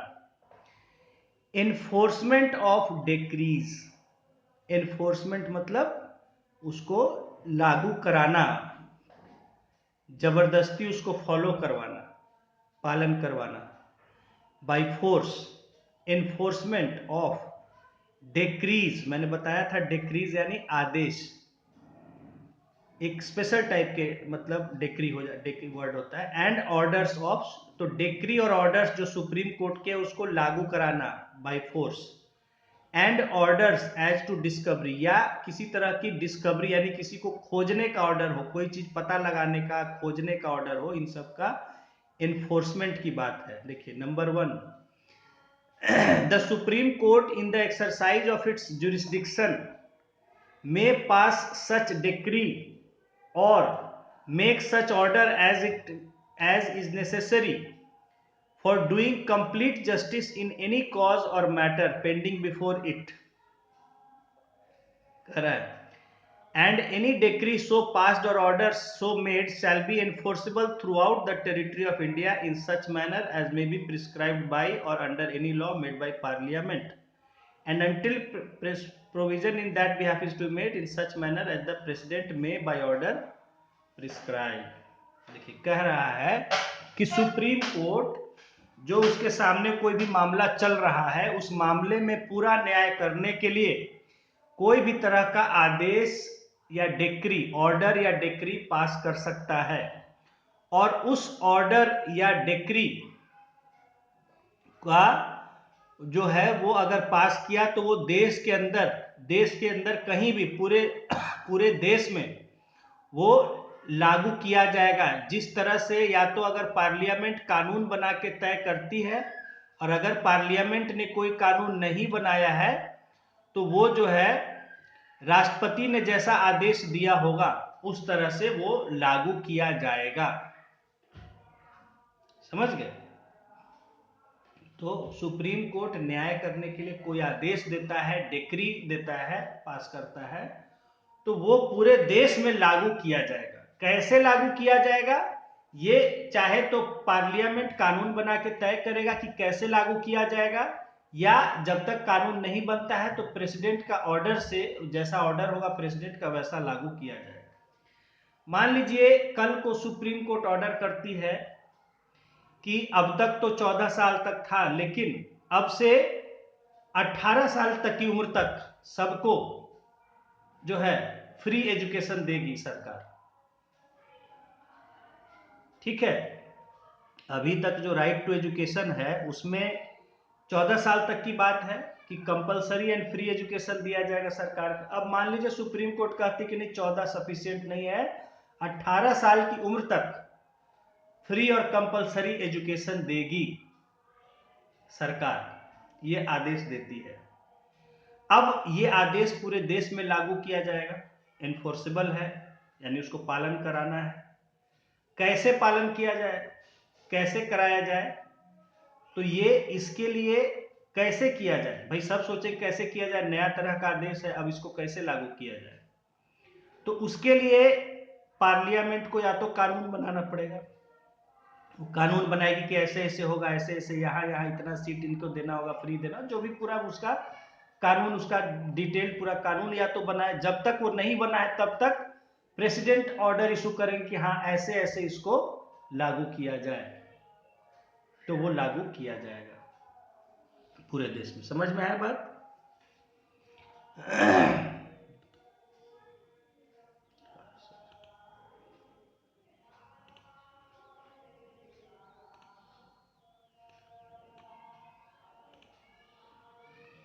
Okay, तो ये कह रहा, समझ गए क्या इस आर्टिकल में कहा गया है कि जो भी आदेश होते हैं या डिक्री होते हैं सुप्रीम कोर्ट के, वो पूरे देश में लागू किए जाएंगे। और कैसे लागू किए जाएंगे, ये या तो पार्लियामेंट कानून बना के तय करेगा, या तब तक के लिए प्रेसिडेंट अपने आदेश से वो बताएंगे कि कैसे लागू होगा। नंबर 2 कहता है subject to the provisions of any law made in this behalf by parliament the supreme court shall as respects the whole of the territory of India have all and every power to make any order for the purpose of securing attendance of any person, the discovery or production of any documents, or the investigation or punishment of any contempt of itself। तो यहाँ कहा है कि संविधान या और कोई कानून को ध्यान में रखते हुए जो इस तरह का कानून बनाया गया हो इससे जुड़ा हुआ पार्लियामेंट के द्वारा, उन सब बातों को ध्यान में रखते हुए सुप्रीम कोर्ट को ये पूरे देश के लिए, पूरे देश के क्षेत्र को देखते हुए ये पूरा अधिकार होगा कि वो न्याय करने के लिए किसी भी आदमी को अपने सामने वो बुला सकता है। चाहेगा राष्ट्रपति को कहेगा कि आना पड़ेगा तो सुप्रीम कोर्ट में आना पड़ेगा राष्ट्रपति को, किसी भी आदमी का अटेंडेंस वो वहां मांग सकता है, यानी कि किसी को भी आदेश दे सकता है आने के लिए अपने सामने। द डिस्कवरी और प्रोडक्शन ऑफ एनी डॉक्यूमेंट, या किसी भी तरह के कागजात की खोज या उसके सामने लाने के लिए कह सकता है कि ये आदेश है आपका, लाइए दिखाइए लाके सुप्रीम कोर्ट के सामने कौन सा है, क्या कागज है। कोई भी तरह के सरकारी कागजात हो या कोई भी तरह के कागजात, सरकारी नहीं, कोई भी तरह के कागजात देश में हो, उसको वो खोजने के लिए कह सकता है या उसको मांग कर सकता है कि लाया जाए हमारे सामने। और द इन्वेस्टिगेशन और punishment of any contempt of itself, या उसके आदेश का अगर अवहेलना हुआ है, कंटेम्प्ट हुआ है उसका, कंटेम्प्ट बताए थे आपको, कंटेम्प्ट ऑफ कोर्ट, उसका आदेश अगर नहीं फॉलो किए, जैसे अभी कल आपको बताए थे वो कि भाई डीएम सबको बुलाया गया है कि भाई कैसे आप आदेश दिया गया फिर भी काम चालू है, क्यों नहीं आप पर कंटेम्प्ट का चला दिया जाए, सजा दे दिया जाए आपको। तो कंटेम्प्ट की के तहत जांच करवा सकता है किसी भी केस का, या उसका जो है सजा दे सकता है कंटेम्प्ट के लिए। ठीक है, तो ये सुप्रीम कोर्ट को पूरा अधिकार होगा, किसी भी व्यक्ति को कोर्ट में बुला सकता है, किसी भी तरह के कागजात की खोज करा सकता है या उसको अपने सामने मंगा सकता है, या कंटेम्प्ट के लिए किसी की कोई भी केस में किसी मामले में जांच करवा सकता है, या उसमें अगर जांच सही पाई गई तो सजा भी दे सकता है। कल को डीएम सब को बुलाया गया और कल को पूछताछ बहस होकर पता चला कि नहीं डीएम जानबूझ के लापरवाही किया है या जो भी किए हैं, तो उनको वो सजा भी दे सकता है कि आपको 1 महीना सस्पेंड किया जाता है, या आप 1 महीना बिना सैलरी के काम करेंगे। तो इस तरह से वो सजा या जो भी सजा, जेल भी जाने भेज सकता है कि आप रहिए 2 महीना जेल में। ठीक है, कोई भी तरह की सजा वो जैसा उचित समझे दे सकता है। तो 142 था आपका कि अपना आदेश को वो लागू करा सकता है या किसी तरह की खोजबीन करा सकता है, किसी को बुला सकता है। ठीक है ना। नेक्स्ट है 143 power of the president to consult the supreme court.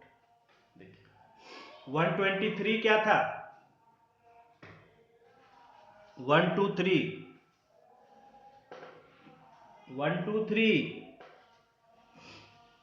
बताए थे। 123 प्रेसिडेंट का ऑर्डिनेंस का पावर था। ठीक है, बताए थे कि आप आसान है याद करना। 123 ऑर्डिनेंस इशू करने का अधिकार 123 में है, जो एक ही आर्टिकल है पार्ट 3 में। ये जो हम यूनियन पढ़ रहे हैं, सॉरी पार्ट 5 के चैप्टर 3 में एक ही आर्टिकल है जहां उसको legislative power of the president define किया गया है कि वो ऑर्डिनेंस इशू कर सकता है अगर पार्लियामेंट। अब उसके देखिए 123 के 20 के बाद है 123 और 143। 143 फिर से पावर ऑफ प्रेसिडेंट है। क्या है? Power of the president to consult the supreme court. मैं याद करने का ट्रिक्स आपको समझा रहा हूं। 123 power of president to issue ordinance. 143 क्योंकि 123 के बाद फिर अब सुप्रीम कोर्ट शुरू हो जा रहा है। जुडिशरी 124 से आपका चैप्टर 4 शुरू हो गया, यूनियन जुडिशरी।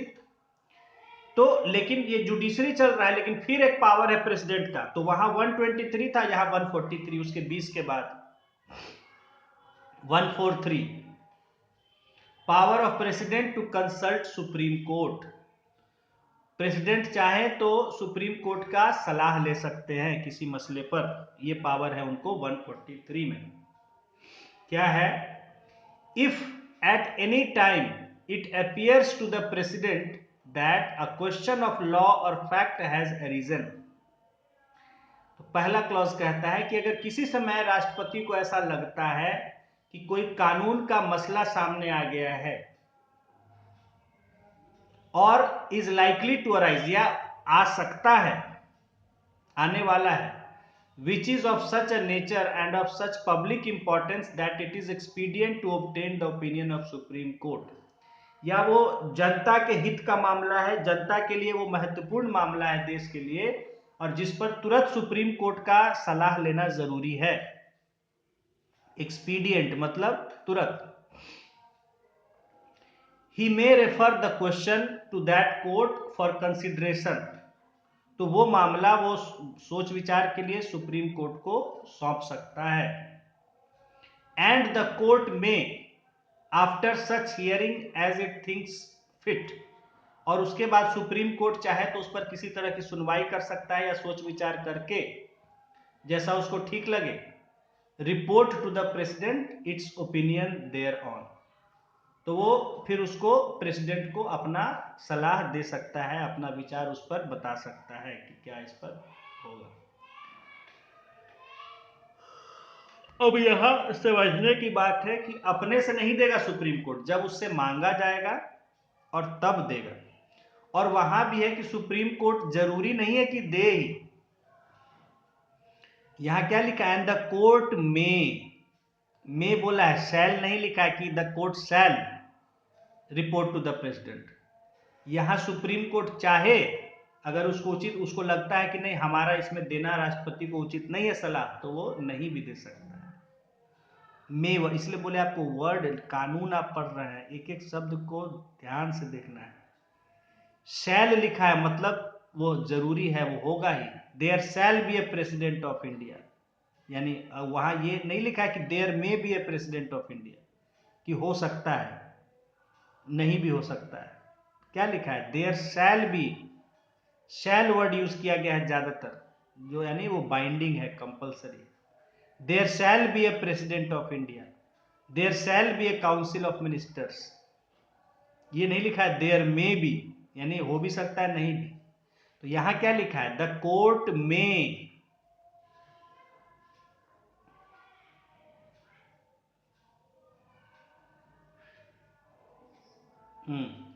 तो the court may after such hearing as it thinks fit report to the president its opinion thereon. तो उस मामले पर जैसा उचित लगे सुनवाई के बाद सुप्रीम कोर्ट अपना जो ओपिनियन है, विचार है, वो बता सकता है राष्ट्रपति को, बता सकता है, ये नहीं कि बताएगा ही।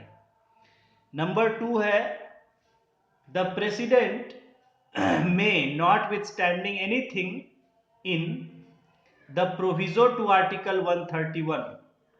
131 का जो प्रोविजो था ऊपर, जहां ट्रीटी वगैरह की बात थी, उसकी बात कर रहा है। प्रोविजो उसको कहते हैं, क्लॉज के बाद जो नीचे होता है वो प्रोविजो कहते हैं। The president may notwithstanding anything इन, ये 2 है। 2 कब के किया गया? The words brackets and figures clause 1 of omitted bye constitution 7th amendment act. अच्छा, 1956 में ये हटा दिया गया था, यहाँ कुछ ब्रैकेट वगैरह था।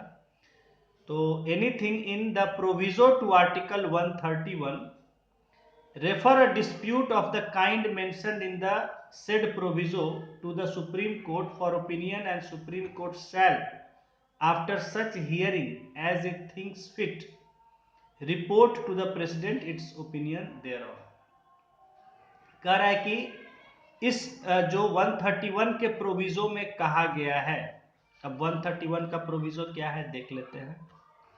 131 का प्रोविजो नीचे है, देखिए जो नंबर 1 में दिया हुआ है नीचे कि provided that the said jurisdiction shall not extend to a dispute arising out of any treaty agreement covenant. ये जो है प्रोवाइडेड जो करके लिखा रहता है ये प्रोविजो करते हैं, तो ये ट्रीटी कोविनेंट वगैरह की जो बात थी वो प्रोविजो में दिया गया है, तो उसी की बात यहां कर रहा है, कह रहा है कि हाँ, द प्रेसिडेंट में notwithstanding anything in the proviso to article 131 refer a dispute of the kind mentioned in the said proviso। यानी कि देखिए समझिए क्या कहा जा रहा है। मान लीजिए भारत और किसी और देश से एग्रीमेंट हुआ कोई, ठीक है, और वहां पर सुप्रीम कोर्ट का जो है वो जुरिस्डिक्शन नहीं है, समझ गए। तो ऐसे मामलों में भी वो राष्ट्रपति को लगता है कि अच्छा विवाद हो रहा है उस देश के साथ इस मामले में कुछ, तो वो सुप्रीम कोर्ट का सलाह मांग सकता है कि आप जो है इस मामले को जरा सुन के देखिए, तो इस मामले को और इसमें बताइए कि क्या उचित लगता है, क्या होना चाहिए हमारी तरफ से। तो सुप्रीम कोर्ट उस मामले पर भी अपना सुनवाई करके उसको राय दे सकता है कि ऐसा आप वहाँ उस कोर्ट में जाके ऐसा हमें बात रखना सही होगा।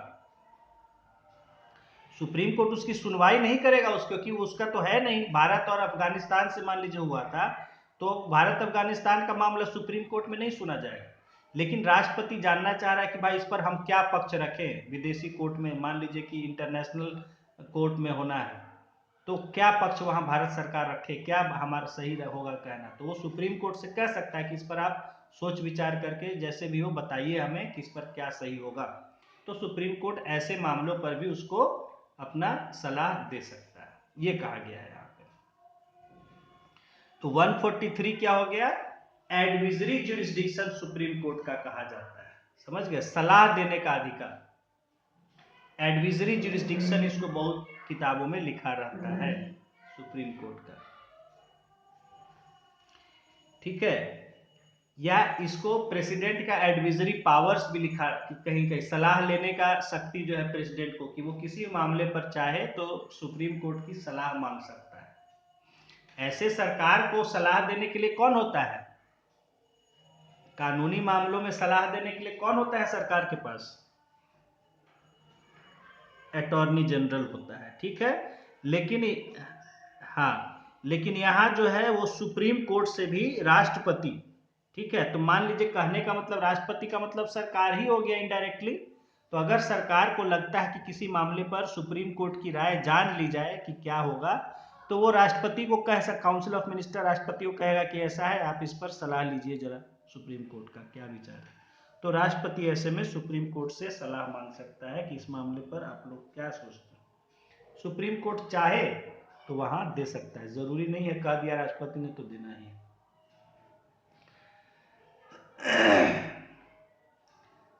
ये हो गया 143। नेक्स्ट है civil and judicial authorities 144, civil and judicial authorities to act in aid of the supreme court. ये देखिए ये आर्टिकल कहता है 144, सिविल यानी जो सरकारी हैं, एंड जुडिशियल जो मतलब कोर्ट वगैरह से जुड़े हुए, न्याय व्यवस्था में जुड़े हुए जो भी लोग हैं, civil and judicial authorities to act in aid of supreme court, इन सब को सुप्रीम कोर्ट की मदद करना है, जो कह रहा है वो करना है। देखिए क्या कहता है, all authorities civil and judicial in the territory of India shall act in the aid of supreme court. यहां देखिए शैल वर्ड यूज किया, यानी करना ही करना है। कह रहा है in the territory of India, Bharat के टेरिटरी में ऑल अथॉरिटीज, चाहे वो सिविल हो जुडिशियल, जो भी अथॉरिटी है, कोई भी तरह का जो सरकारी सेवक है, चाहे वो सिविल हो या जुडिशियल, यानी कि वो गवर्नमेंट से जुड़ा हुआ हो या कोर्ट से जुड़ा हुआ हो, उसको सुप्रीम कोर्ट की मदद करना ही करना है। Shall act in the aid of Supreme, उसके यानी सुप्रीम कोर्ट ने अगर कोई फैसला दिया है, कोई बात कहा है, कोई रिक्वेस्ट किया है, तो उसको करना ही करना है, चाहे वो सरकारी आदमी हो कोई, या कोई अधिकारी हो, या वो कोई कोर्ट से जुड़ा हुआ कोई जज हो, अधिकारी हो, कोर्ट का कोई भी आदमी हो, उन सब को सुप्रीम कोर्ट की मदद करने के लिए काम करना है। ये शैल लिखा है, करेंगे ही, नहीं तो संविधान का वायलेशन माना जाएगा। अब यहां आता है 144A 4 इंसर्टेड बाय, ये भी 42nd amendment act, omitted bye constitution 43rd amendment act. अच्छा, ये हटा दिया गया तो इसको छोड़ दीजिए। 144A जो है वो जोड़ा गया था 42nd अमेंडमेंट के द्वारा, लेकिन ये 43rd अमेंडमेंट के द्वारा इसको हटा दिया। खैर छोड़िए। और तो ये हो गया 144 हो गया, और कि मतलब भारत देश के अंदर जो भी कोई अधिकारी है, कोई अथॉरिटी है, चाहे वो सिविल अथॉरिटी है, चाहे वो जुडिशियल अथॉरिटी है। अब यहाँ देखिए, फौज को नहीं कहा गया है, मिलिट्री अथॉरिटी नहीं, या आर्म्ड फोर्सेस की बात नहीं, सिर्फ सिविल यानी जो सरकार से जुड़े हुए हैं, या जुडिशरी जो कोर्ट से जुड़े हुए हैं किसी भी तरह, उनको कहा गया कि उनको जो है वो सुप्रीम कोर्ट का मदद करते हुए काम करना होगा, जो कहेगा सुप्रीम कोर्ट उसको करना होगा। 145 है rules of court. Number 1, subject to the provisions of any law made by Parliament, the Supreme Court may from time to time, with the approval of President, make rules for regulating generally the practice and procedure of the court, including। अब ये लंबा है, कहने का मतलब है, इसमें कहा गया है 145 में कि सुप्रीम कोर्ट अपने लिए रूल बनाने का उसको अधिकार होगा प्रेसिडेंट की सहमति से। ठीक है, राष्ट्रपति की सहमति से राष्ट्रपति एग्री करता है, तो अपने कामकाज का तरह तरह का जो उसका रूल्स है वो अपना बना सकेगा कि कामकाज कैसे होगा सुप्रीम कोर्ट में। ठीक है, जितने भी उसके कामकाज से जुड़े हुए नियम हैं वो सुप्रीम कोर्ट खुद बना सकेगा। ठीक है,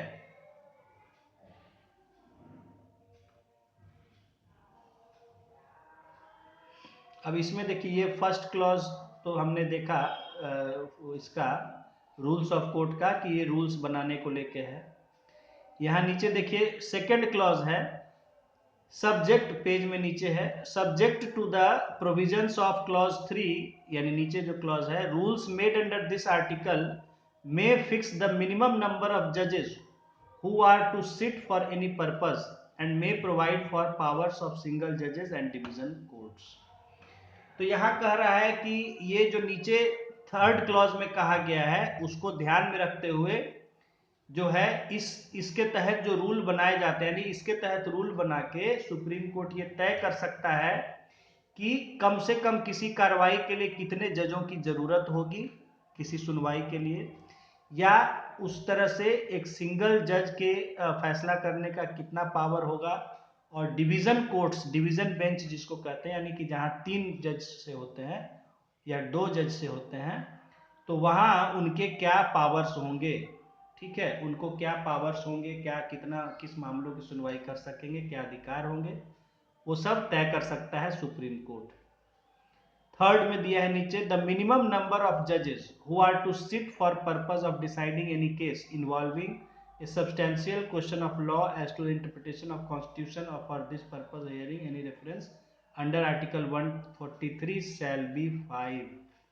देखिए यहाँ लिख दिया, यहाँ लिख दिया कि जो है अगर संविधान से जुड़ा हुआ कोई मसला है जिसका विशेष व्याख्या का समझ का जरूरत है, उसके लिए जो मिनिमम संख्या होगी जजेस की, या आर्टिकल 143 के तहत प्रेसिडेंट ने सलाह मांगा है संविधान के किसी मसले पे, तो उसके लिए कम से कम जो संख्या होगी 5 जज मिलके उसको सुनवाई करेंगे या मामले पर सोच विचार करके फिर राष्ट्रपति को सलाह देंगे, जिसको कॉन्स्टिट्यूशन बेंच कहते हैं। मैंने आपको बताया था कि कॉन्स्टिट्यूशन बेंच में मिनिमम 5 जज होते हैं, कम से कम 5, 5, 7।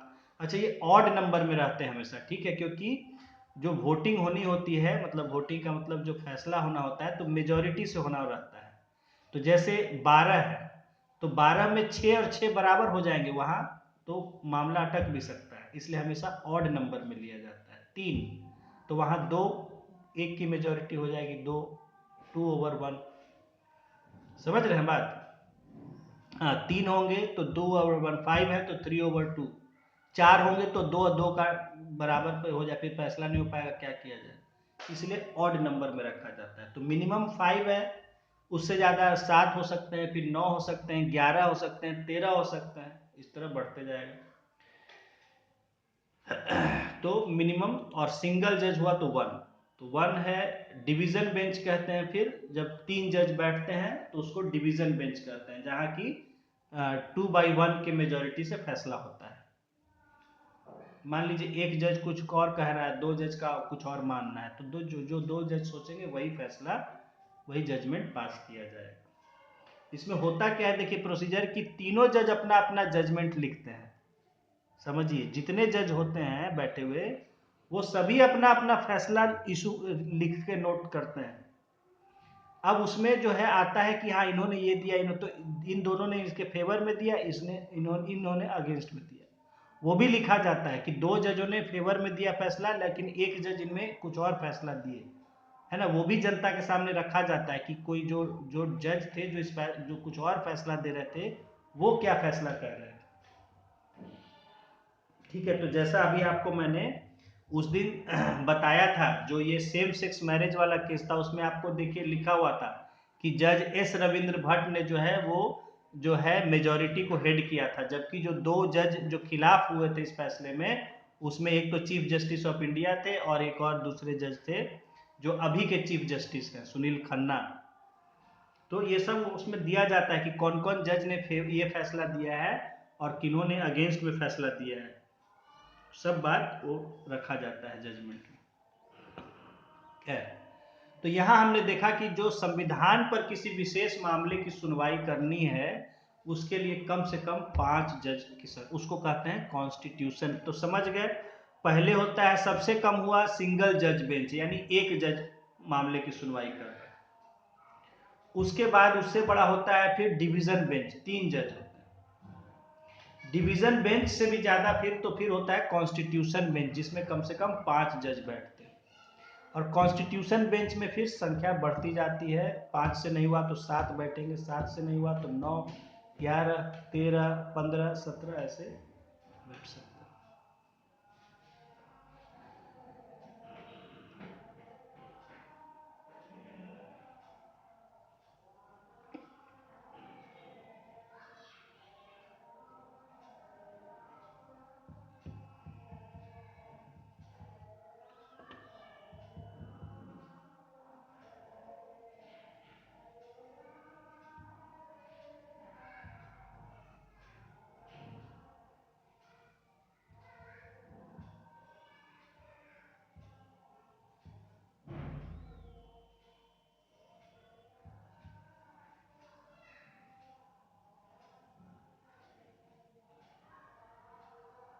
देखिए इसमें लिखा भी गया है वही सब बात आगे जो मैंने अभी आपको कहा। क्लॉज 4 है, देखिए, no judgment shall be delivered by supreme court save in open. Save का मतलब होता है एक्सेप्ट, ठीक है, एक्सेप्ट, पहले सेव लिखा जाता था उसको, ये नहीं समझिएगा, सेव आजकल हम लोग बचाना जो है वो अलग है, सेव एज लिखा रहा है, एक्सेप्ट मतलब उसके अलावा। No judgment shall be delivered by supreme court save in open court, मतलब कोई भी जो फैसला है सुप्रीम कोर्ट के द्वारा वो ओपन कोर्ट के अलावा नहीं दिया जाएगा, यानी वो ओपन कोर्ट में ही दिया जाएगा। मैंने बताया था आपको, ओपन कोर्ट होता है जहां लोग भी आके बैठ के सुनवाई सुनते हैं मामले को, ओपन कोर्ट कहते हैं। क्लोज्ड कोर्ट होता है कि जहाँ की लोगों को हटा दिया जाता है या कुछ लिमिटेड लोगों को अलाउ किया जाता है, सिर्फ सबको अलाउ नहीं। ओपन कोर्ट का मतलब कोई भी वहाँ जाके बैठ सकता है, सुन सकता है क्या चल रहा है कार्रवाई, उसको ओपन कोर्ट कहते हैं, जहाँ सभी लोग मौजूद रहते हैं। फिर उसमें होता है क्लोज्ड प्रोसीडिंग्स, मतलब वहां लिमिटेड लोगों को अलाउ किया जाता है, ठीक है। या एक कहते हैं इन कैमरा, जहां सिर्फ कैमरे के सामने सारा कार्रवाई होता है, उसमें किसी को अलाउ नहीं किया जाता है, समझ गए। जैसे कोर्ट को लगता है कि लोग सबके सामने इसका ठीक से जो है वो नहीं हो पाएगा, डिस्टर्ब करेंगे, या गवाह या जो गवाह है वो डर सकता है या शर्म से या जो भी है, मतलब इस तरह का सेंसिटिव मैटर है कि जहां लोगों या और किसी भी तरह का, मान लीजिए कोई महिला से जुड़ा हुआ मामला है, उसके कोई तरह का ऐसा मामला है कि जो वो किसी दूसरे के सामने खुल के बोल ही नहीं सकती है, ऐसा कुछ शर्मिंदगी उसके लिए मामला है या जो भी कुछ हो, तो ऐसे में कोर्ट कहता है ये इन कैमरा प्रोसीडिंग होगा, सिर्फ वो कैमरे के सामने बोलती है, जिससे वो बिना भय, बिना शर्म, बिना हिचक के अपनी बात को कोर्ट के सामने रख सके। और महिलाएं नहीं, कई बार बच्चे भी इन्वॉल्व होते हैं, बच्चे भी गवाह होते हैं, बच्चों इन्वॉल्व होते हैं केस में, तो बच्चे डरते हैं, घबराते हैं।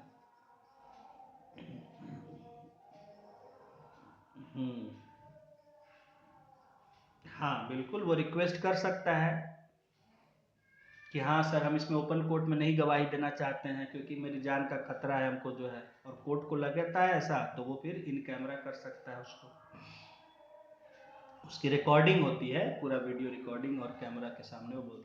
खैर, तो मैं बता रहा हूँ ओपन कोर्ट इस सब का मतलब आपको मैं समझा रहा था। यहाँ कह रहा है कि no judgment shall be delivered by supreme court save in open court, यानी सुप्रीम कोर्ट कोई भी जो भी फैसला देगा वो हमेशा ओपन कोर्ट में ही देगा फैसला।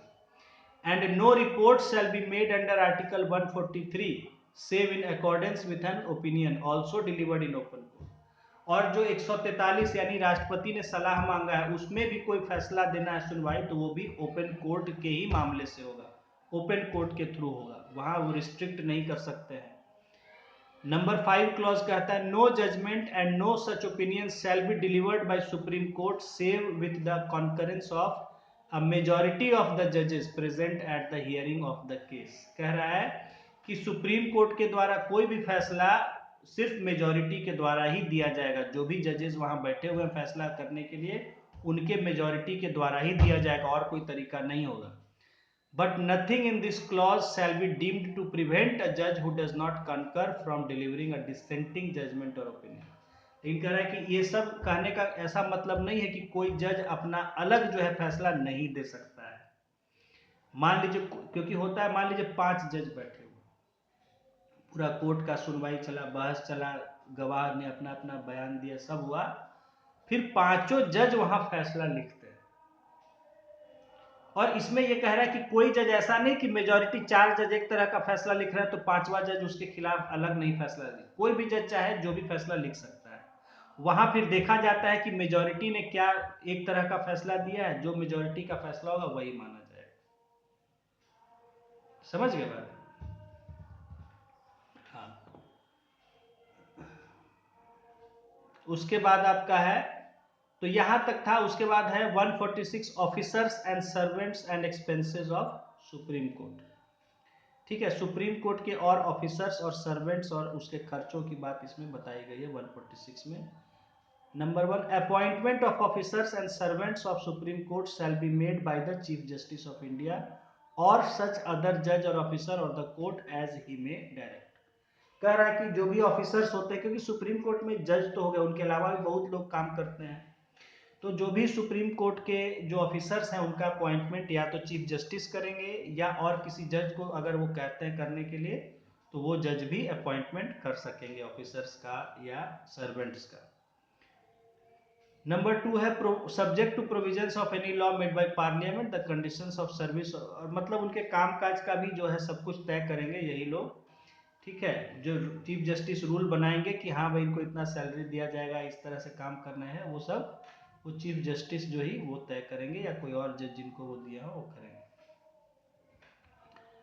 खैर, हमें यहाँ मेनली समझना है कि सुप्रीम कोर्ट के जो भी ऑफिसर्स हैं और सर्वेंट्स हैं उनका जो है जो भी सारा चीज तय करता है कौन, सुप्रीम कोर्ट के चीफ जस्टिस। तो ये हो गया 146। और यहाँ आगे दिया है क्लॉज 3 में कि the administrative expenses of the supreme court including all salaries, allowances and pensions payable or to the officers and servants of court shall be charge upon the consolidated fund of India. Charge upon कह रहा है कि सुप्रीम court का जितना भी तरह का खर्च है, एडमिनिस्ट्रेटिव एक्सपेंस, उसको चलाने का, व्यवस्था चलाने का खर्च, चाहे वो सैलरी हो ऑफिसर्स का, सर्वेंट्स का, उनको पेंशन हो या और तरह का अलाउंस या जो भी कुछ खर्च हो कामकाज करने में, वो सब कंसोलिडेटेड फंड ऑफ इंडिया पर चार्ज होगा। यानी वो देना ही देना, उसमें बहस या कम ज़्यादा नहीं हो सकता है। हाँ हाँ। तो सुप्रीम कोर्ट के जितने भी उसका जो सुप्रीम कोर्ट का जो एडमिनिस्ट्रेटिव एक्सपेंस यानी उसके व्यवस्था को चलाने का खर्च है, वो कंसोलिडेटेड फंड ऑफ इंडिया पर चार्ज होगा। ठीक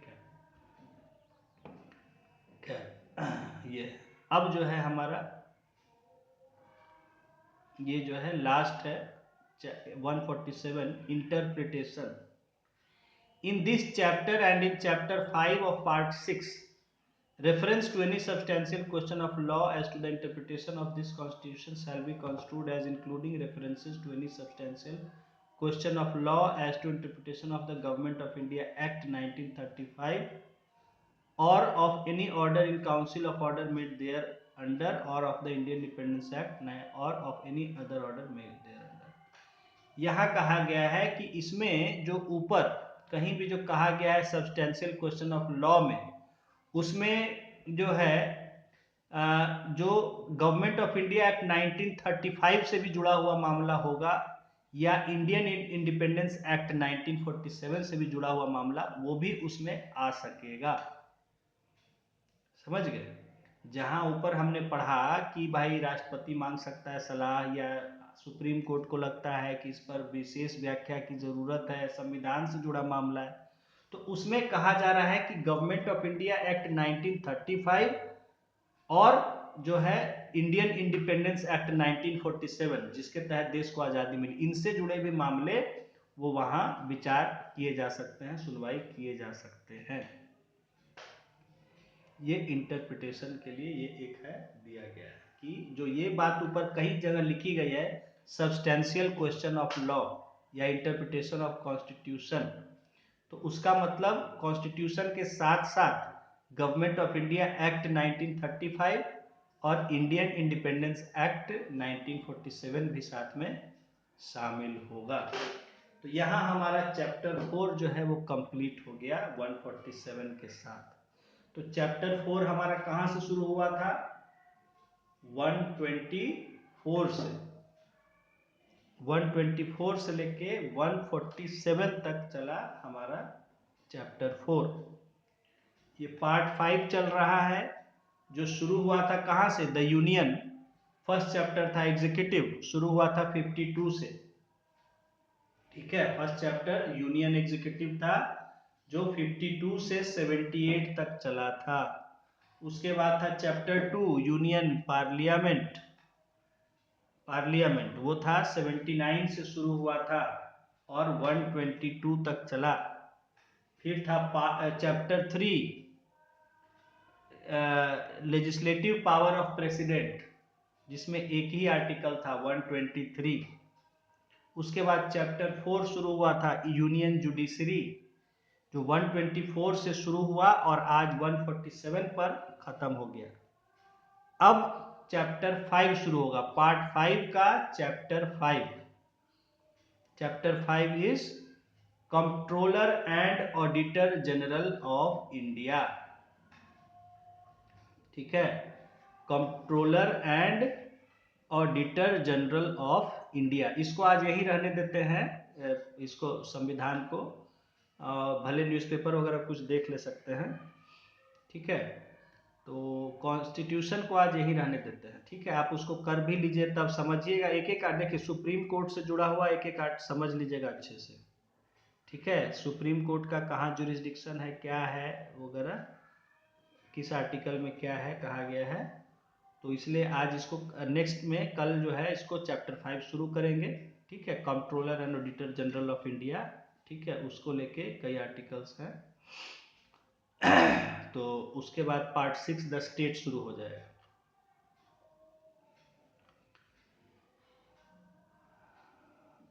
हाँ, आज इसको रहने देते हैं।